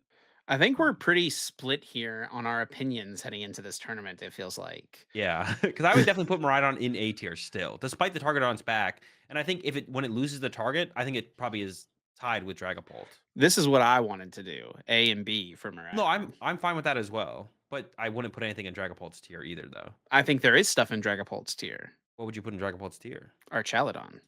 I don't know. Our Archaludon has some flaws as well, though. It definitely has some flaws, but I think that it's positioned really nicely. And I think we see that with this turnaround in Puerto Rico, right? Now, Miraidon's adding Zapdos definitely does throw a wrench in this for sure. with the Archaludon. Like, I mean, Rhydon's I think Archaludon is favored into Miraidon, and I think when you add Zapdos into the mix, it probably makes it, like, 50-50. I think that's where yeah. I'm at with it. But see, that's my thing is when you look at that, like, how can you put it on Dragapult's tier when you look at this and you're like, well, Archaudon is unfavored against Lugia if they have rats. Maybe 50-50 if they only have a 1-1 rat, but if they have the 2-2 rat, I think you're struggling. You're unfavored to Gardevoir. But then Well, you I look at mean, Dragapult, I think Lugia is gonna be, like, a 5% deck, and I think Gardevoir is gonna be, I don't think like, it's gonna be that low. maybe not. Jeez. Okay, set Like, I do like, think 7, I was gonna say 7. 8 because it was like 12, I feel. Well, how what was it at Merida? It I was actually don't remember the 9 exact in Merida, I'm pretty only sure. 9? Okay. Maybe it'll be like 8. I don't know. A lot of people have, like, committed to deck. Another thing is, like, I don't know how much people there maybe is a decent amount of response of people shifting decks after Merida, to be honest. So, like, Lugia and Gardevoir would be the 2 decks to look at that would probably drop off for sure. I do agree with that. I think they are worse plays going to EUIC than they were a week or 2 weeks ago. Um, they're worse plays, but I don't think the shift is gonna be like, super drastic. I could be wrong, though. And I would actually honestly like to see that because I would like to see a little bit more shift in the meta, like, as a response to what is doing well or, seems to be doing well. But, like, Gardevoir was, like, 13%, which is, like, pretty huge. But you still had, like, some like, there's still some stuff that was, like, Charizard was 9%, which kinda blew my mind. Even Raging Ball what was Raging Ball in this? Raging Ball was 7, which is, like, kind of whatever, to be honest. But, yeah, Charizard being 9%. But that also is, like, maybe has to do with it just being the first event, right? Like let people just hadn't like committed to like different decks or they still just kind of playing what they played last format. Yeah, I think that's probably a lot of it. People have a deck that they've been playing for a few months and just kinda rolled with it, stuck with it. Yeah, so I was gonna say my thing with Archaladon being in the same tier as Dragon Ball, if you look at all these decks, the only deck that I would look at out of these that I would be like, Dragon Ball probably struggles against this is Regidrago. But even then, actually, I'm not sure because of Badoo. Is Raging Bolt maybe, but I'm not even confident in that matchup. It sounds like you aren't either. And that's about it. Otherwise, it's like 50-50 or better against literally everything. So Yeah, I like mean, Archaladon, you can't say that. this is all, like, no games, just, like, theory thinking about it, right? Yeah, we're definitely putting a lot of theory behind it. Um, I don't know. I mean, I could see Raging Bolt being up there with Dragapult, to be honest, as a play because, like, Gardevoir is gonna be down, and I know you're not gonna be on board with that at all. I would put Raging Bolt in D tier. But I D tier? Yes. Brother. I mean, Well, I I think when think you see it fill out a little bit, because like I think I like Archaludon in B tier personally. Um, but then looking from here, it's like I don't think I would put Gardevoir or Lugia in B tier. So then they have to go into C tier. It's yeah. like, am I putting Raging Bolt in C tier besides Lugia and Gardevoir? And then like thinking about the matchup spreads of each deck, and it's like probably No, not. you're putting them in A tier above Miraidon and Archaludon. No. Wait, what? Lugia and Gardevoir? No, Raging Bolt. No, We're I don't going think so. boom, boom, boom. I And like then D those. tier, we have like the Cerulege, Lost Box, all that stuff. Yeah, that's why I do like having a 5th tier to work with as well, because I think there's, like I would like, something like Lost Box, I think is definitely, like, a better play than Ledge or even Regidrago, like, despite its All right. Why don't we do this? Why don't we do this? I think we can generally, through discussion, come to a consensus on meta share. Let's go yeah, through and shoot, think about meta share, and 7, 8 then we'll for each take Arch. a turn to make the tier list look like what we want it to look like. Okay, but And can we put Dragapult in S tier, but it's not S tier, it's just tier 1, 2, 3, 4, no, 5. no, no. We're gonna pull everything down, Okay, and then sure. everyone's gonna get their turn.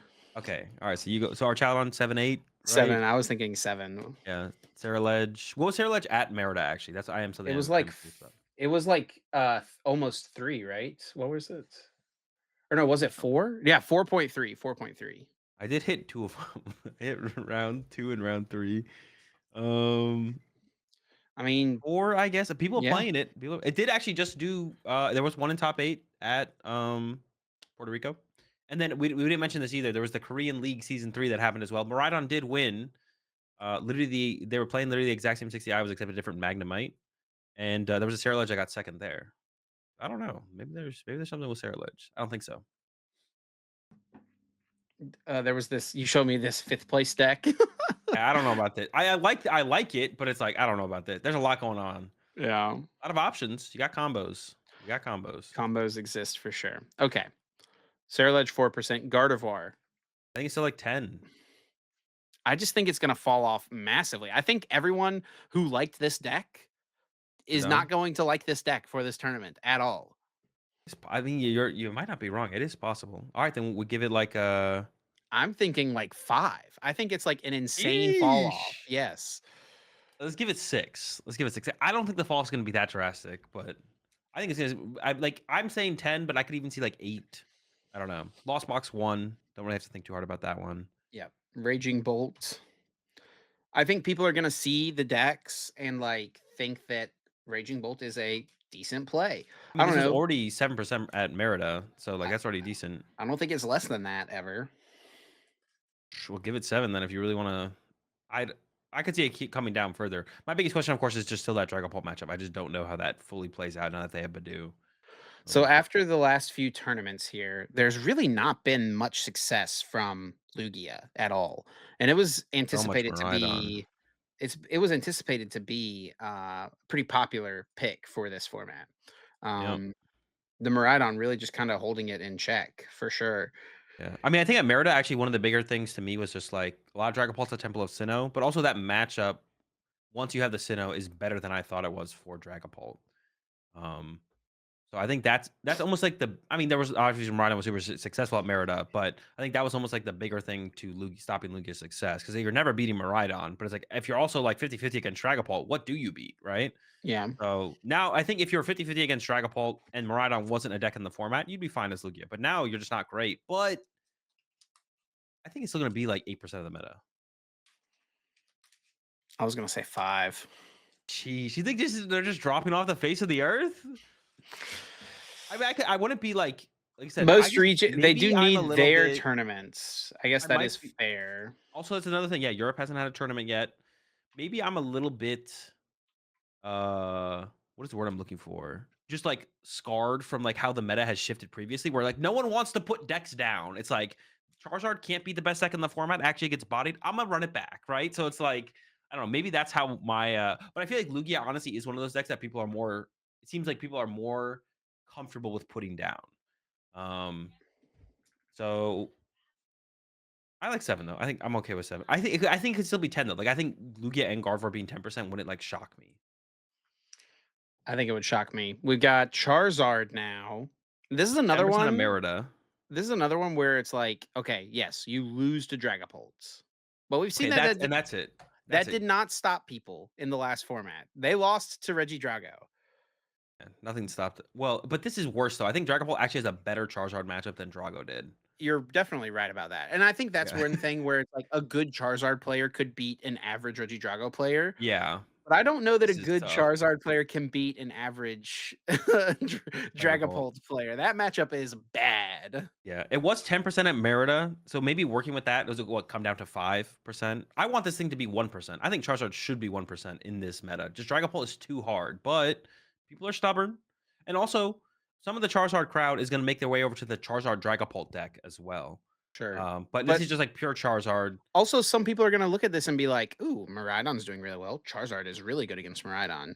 There's these Ceruledge decks, this Archaludon, Raging Are you Bolt is gonna still dodge? popping up, Yeah, Lugia." just dodge the best, most popular deck. Sure, go for it. Yep, and Like that's what it's they've just been doing the last several I, tournaments. what would you put before I say again? You said 5.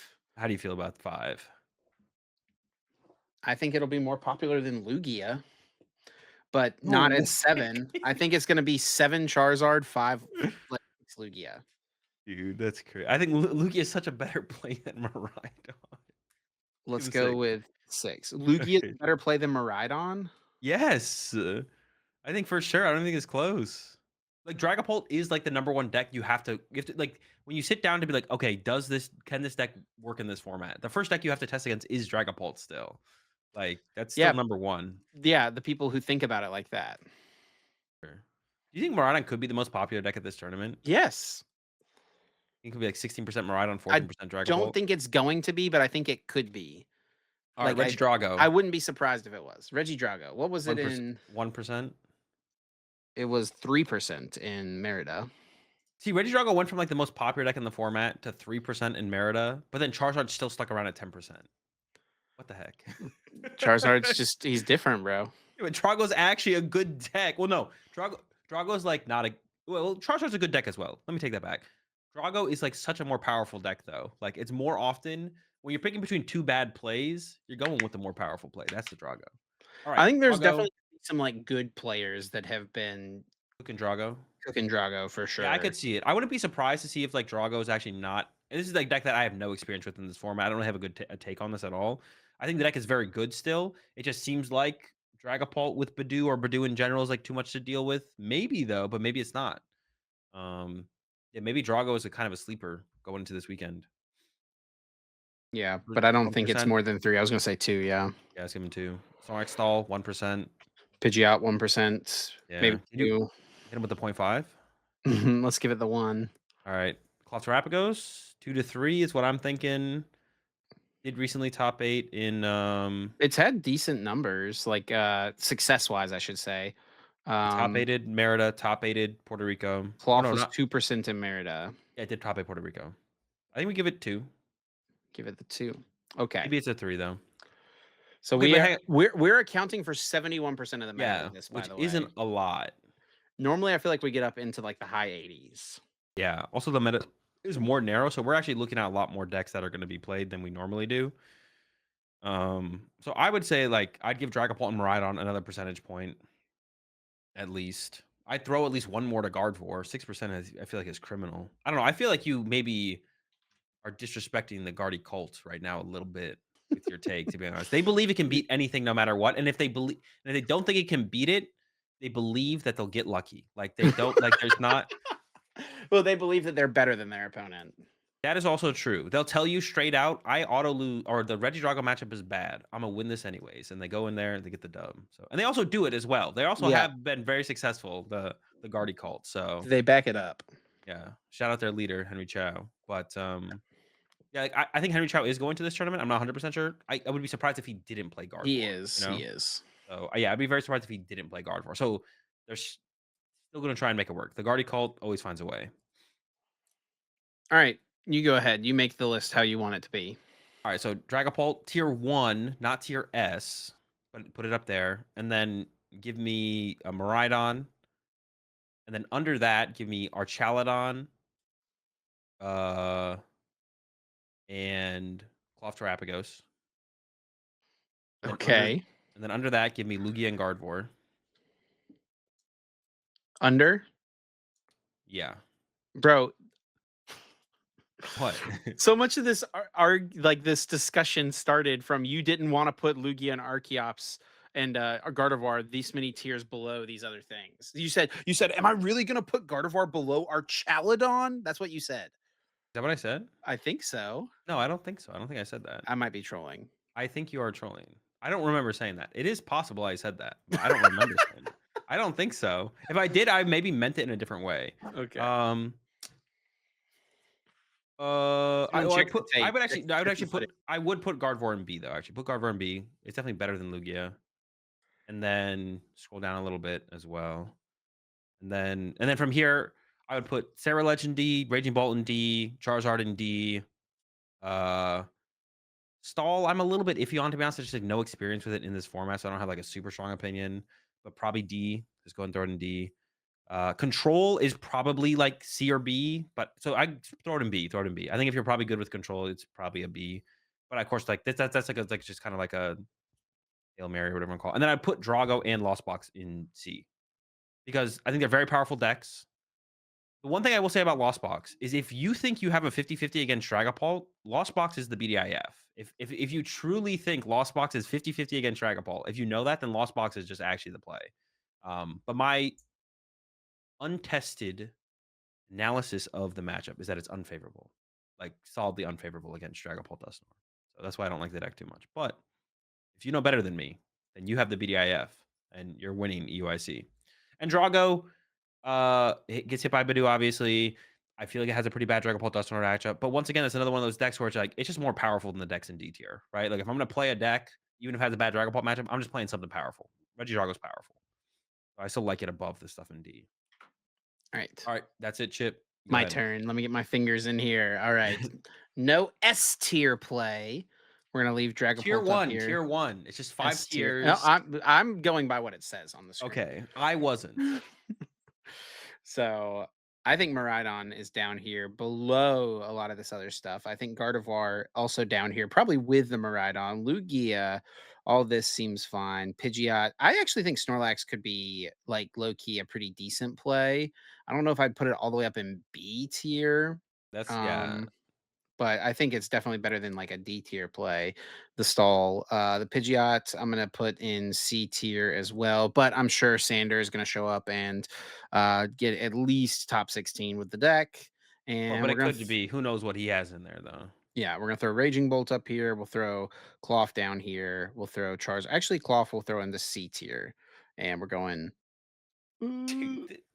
I don't think the meta is as fluid as you think it is. I think you Let me just think. Let me disrespect think. Let Dragon me Ball. cook. Let me All right, cook. Let me Lala cook. Cook. Let me cook. We're gonna throw Drago, I don't like it as much, and Lost Box, I don't like it much either, and Charizard? I I just just think realized that this would be hard for the audio listeners to figure out what's going on for our tier list, to be honest. there's not that many as many audio listeners because we have video on Spotify. Oh, okay, Well, that's actually, true. I don't know. Spotify listeners, let us know. Do you actually watch or do I feel like you? a lot of people who use Spotify are like doing it while they're driving and stuff. So hopefully you're not watching. That's fair. Turn it Don't watch. off. If you're watching, turn it off. Come We'll on. recap. We got the Dragapult Dusknoir, we got the Archaludon in A tier, no S tier play. We got Raging Bolt, we got Charizard in B tier. We got in C tier Miraidon, Gardevoir, Lugia, Snorlax, Pidgeot, Cloth. I can see I don't hate your call of putting Cloth up in like the second tier wherever you had it. And then Sarah Ledge, Regidrago, Lost Box. That's mine. I'm gonna lock it in. Going with this. Feel Yeah, good about it. my big takes on Cloth and Archaludon is that like two of their harder matchups, Lugia and Gardevoir, are way worse because of Miraidon, so it makes the decks better. Yeah, but that That's my doesn't big matter whenever it's the truth for Archaludon and Raging Bolt. So truth for Archaludon and Rage. Well, yeah, I guess. Sure. I mean, you have Archaludon up there with Dragapult. I don't know about that. That's kind of wild. but you literally just said that Cloth is better because Gardevoir and Lugia are worse, which is the exact same reason I said Archaludon and Raging Bolt are both better. Oh no, Regipult. But they have so many more flaws. Like the cloth deck is like actually a good deck. Like, Bro, well, Archaludon's fine as well, but I think Archaludon's more meta dependent. A little bit more meta dependent. this is what I'm locking in right here. I feel good Okay. about it. All right. Let us know in the comment section who you thought had the better tier list. This is by far the most split we've been on a tier list. For sure. I feel like yeah, I feel like we're usually on the same page pretty much. Yeah. Sure. And And even also, in the meta percentages as well, we're like, why like you think Lugia and Gardevoir are just gone. I think they're still gonna be around, hanging around a decent amount. But honestly, I'm down for like Charizard and Raging Ball to actually be better than I'm like giving them credit for. I feel like Dragapult is a little bit more polarizing than you're giving it credit for. yeah, and that definitely could be true. And I would not be surprised to see like I wouldn't be super shocked to see because at the end of the day, it's like whatever the best players choose to play is what's going to succeed the most. And if a lot of really good players just end up playing Dragapult, like we just saw Brent and his testing group, the Australians, like that's one of the best, if not the best testing group in the world right now. Yeah. They always just play whatever like a good list of whatever the best deck is. And if they Yeah. think that that's Dragapult, I would not be surprised to see three of them in top cut, Yeah. with Dragapult. I So also saw Moffat tweet out this week or last week. He's like, going to 2025, I'm just playing the BDIF every single tournament. I'll be interested to see. I guess it'll be interesting to see. I think Moffat is going. It'll be interesting to see if he actually thinks Dragapult is the BDIF or if he's already going back on his word. We'll see. We'll see. But yeah, yeah, I agree. Like if you just have a lot of really good players choosing to play Dragapult, if all of top 80 is Dragapult, I would not be surprised. Like that wouldn't be a shock. That's a I'd be lot, a but like you little know what I mean. surprised about that. Like, Yeah, maybe yeah, six of the top eight or something, four of the top eight or sure. Or the top cuts. Who knows how big the top cut's going to be, something. and how big? Like what kind of numbers do we work in here with the what we think there's going to be 32, 3,300 people, 32, 3,300 people, something like that. Yeah, Let's 32, go to the maybe limitless 33, Swiss 3250. calculator. 50. Let's see 3250. And what, a point one Six, five tie rate? 16. Honestly, it's been kind of going up. It But has been. it was 19% at Merida. And like as I was like talking about it with players as the event was going on, I was like, it'll come down by the time day two ends. And it stayed at 19%, which is I don't crazy. know. I'm gonna assume we don't enable risky IDs, but people did risky ID in Merida, which is what led to 14 Yeah, I person would we'll top cut. make the ID rate point 0.4. I've been doing the math the last couple tournaments. I think point 0.4 is a good number to work with. All right, let's get it. Calculate I don't know what the cumulative. risky ID. I don't even know how you'd ever choose to like apply that to a tournament. This Enable looks the like risky IDs. 12, 13 player top cut. So it does favor the larger tournament size does favor a deeper top cut, it looks like. And what is that record? That's dude, why am I struggling? 11. Well, no, because like it's That's like 7.5. X Well, there's 7.5 at 11 and 2. yeah, So cumulative. So yeah, that yeah. would mean So oh, so okay, so it could be a clean at 8. yeah, it could be clean at 8, or we could have X12 being in And cut also as low well. key, this doesn't matter like at all because whenever it It's a gets good down, reference. But it's a yeah, fine reference. But like whenever you get down to it in the tournament, like these are different. things get different. Things get weird every time. Yeah. All you know for sure is like you should aim for X and 2, and it's possible X12 makes cut, but don't So bet on it. yeah, so it's going to be 9 rounds day 1, 4 rounds day 2. You have to have 4,000 players to get 5 rounds of Swiss day 2. Yeah, which we could see that in AIC, to be honest. If they give us the caps, I think we would hit it. I think we could get 5,000 Pokemon players at a tournament. It depends if they just give us the space, Yeah. especially in North America specifically. But honestly, EUIC is basically rivaling NAIC at this point. It's like not even. It's basically equal in terms Yeah. of like attendance and interest. Yeah, I think like uncapped they would be very similar numbers for sure each event. Yeah. All right. Well, those are our takes. I guess we have to do some predictions here to close things out, Yeah. as we always do before these big tournaments. First one up. What region will the champion be from, Azul? Well, I think last time I said Australia. Did I? I use Australia a lot. I got a lot of faith in the Australian, specifically the group that we talk about. But this time around, we're we're going for America. We're going for, or I guess US slash Canada. Canadian won't win, but an American will win the tournament. The region of So US slash not Canada. NA or Well, technically NA, but I was just kind of bullying the okay. Canadians. Okay. NA champ. I'm gonna get it with the. I'm gonna go with the good old EU champ. Dude, that's so cringe. Defending the home We turf, should. but it's not. It's the EU champ, but it's Tord. Oh, Sixth that's like the IC. Is least. that his That's like seventh IC dub? Seventh IC dub? it would be. It would be Wouldn't it be? six, I think. Has he gotten 2 of any region? Yeah, yeah. He's gotten 2 EUICs. Yeah, so maybe it would be Has he? No, yeah, he lost to Alex. Has he won yeah. 2 And then besides he that? won last year against Bradner. Oh, yeah, he did. Yeah, that's right. Yeah. Oh, true. Yeah, That would so be this would be 6. 6. Yeah, IC number 6 for Tord Reklev. You'll never catch him. Keep taking the easy out, bro, with that one. Europe winning and specifically toward like How many Maridon in cut, Azul? it's got a pretty big target on its back. I'm gonna go. I think it'll still be pretty. Like I still think it'll be pretty successful. Like as far as like, and I even like in the tier list, like I said, I think it's still a pretty good play. I'm gonna go with. I'm gonna go with. I mean, it depends how big of a cut. I'm gonna go with 2. 'Cause I think we'll probably have like a top 8, an 8-person cut. I'm gonna go 2 So you're Maridon. going with a smaller cut. I'm gonna go with Yeah. a bigger cut, but I'm Okay. also gonna go with 2. So I Mm. think it's like a 13 player cut, That but is a there's more also interesting just cut. 2. Yeah. Yeah. All right, and then finally, highest placing low tier deck. So I mean, we ended up on different pages from our Yeah. So you from have to our pick from tier list. you pick from your low tier, and then I'll pick from my low tier. Okay, do you remember where everything was in your tier list? Specifically D tier. Uh, D or C, D or C. Oh, C's pretty good. Hold on, let's go with D tier. Let's go with D tier. Okay, All right, sure. you got your My Drago, your choices Lost are Boxes. my choices are Sarah Ledge, Reggie Drago, and Lost Box. Okay, well, I think that the one to not choose is pretty obvious. The question is, Sarah Ledge. yeah, well, the question is, which good player do you think will pilot one of these? Is more likely to Yeah, pilot one of these decks, I'm gonna or say not? Reggie Which good Drago. player? With the Drago. Okay, and then Yeah, my D tier I think was Sarah Ledge, Raging Bolt, Charizard, and Stall. yeah. And honestly, out of those, I think Raging Bolt does seem like the best play Wow! for the reasons that you said. I just still Crazy! don't think the deck is good. But if you just like chain Maridons all the way to top cut, sure. So I'm gonna say Dude, Raging Bolt out of those. I mean, it's slim pickings, bro. They all kind of suck. Like, what do you want me to say? Well, I think Raging Ball out of them makes the most sense because I think Charizard Dragon Ball matchup is just so bad. But I think Raging Ball can hold its own against Dragon Ball. Raging Bolt's what matchup Dragon is Ball? so bad?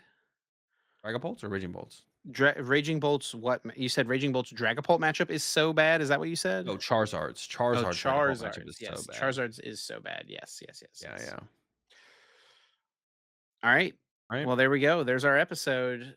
A divisive, unagreed upon tier list, a rare time when we don't see eye to eye on a lot of things. But that's what makes the podcast interesting every once in a It'll while. Let us know what you guys think. Whose tier list do you like better, Chips or Azules, in the comments down below? Maybe we'll put it on Twitter as well. Yeah, let us know. Let us know for sure. That would be a good thing to put onto a tweet of both lists and be like, who had the better tier list? Yeah, I For sure. definitely had the more unhinged one, and I'm not I don't know, dude. There's a lot of Raging Ball and Charizard stands out there. You might get a little bit of a rallying behind your tier list. I'm not gonna lie. true. All right, Azul, you got anything else you want to say to the people before we get into the bonus episode? No, I guess the only thing would be like if you see me at UIC, you want to come up, you want me to sign something, take a picture, just say what's up. Feel free to. I don't bite, and very Hard. appreciative of the support. I guess for sure. Um, yeah, so feel free. All right. Yeah, thanks a bunch to everyone for listening. As always, if you enjoyed, be sure to leave us a like, review, rating, comment, and subscribe. If you want to leave a comment, type "Good luck Azul" down in the comments. Wish him best of luck over in EUIC. I'm really hoping he wins because it makes for such good podcast content when Azul wins a tournament. Like Podcast content. that's the main thing I care about here is Azul winning for the podcast content. No, but in all seriousness, good best of luck to you, buddy. We're all going to be rooting for you. And yeah, if you want to stay up to date with everything happening with us, you can do so over on Twitter. Follow myself at Chip Ritchie Azul at Azul_GG. You can also follow the podcast at Uncommon_Energy. I appreciate the support as always. Yeah, in the future we'll hopefully not forget to cover the apologize for missing Puerto Rico and the Korean League to be honest. But we were just We had a lot to you talk know, about this there week. was still a lot to talk about. Yeah, we're like, okay, I think we got everything, but yeah, we definitely missed some. We won't miss those in the future. And then I had one more thing I was gonna say actually that just came to mind beforehand. Oh yeah, I'm gonna do my best, of course, at the event, but I am very underprepared. I said that like last week on the podcast. I was gonna be very underprepared for this tournament. I'm looking forward towards Vancouver, where I'm gonna truly be able to try and execute some solid preparation. I'm once again going in with like 1 day of testing, and it's like more split than it was last time. Because going into Merida, I was like, I'm playing Maridon. I have my 60. I have Archaladon and Maridon going ahead into UIC, and I'm not even like set on the 60s for either deck, which is kind of unfortunate to be honest. So feeling way less prepared, but try and do better in the future to get more days of prepping for the future events. So, yeah, appreciate the support as always. Catch y'all next Wednesday, 7 a.m. Eastern.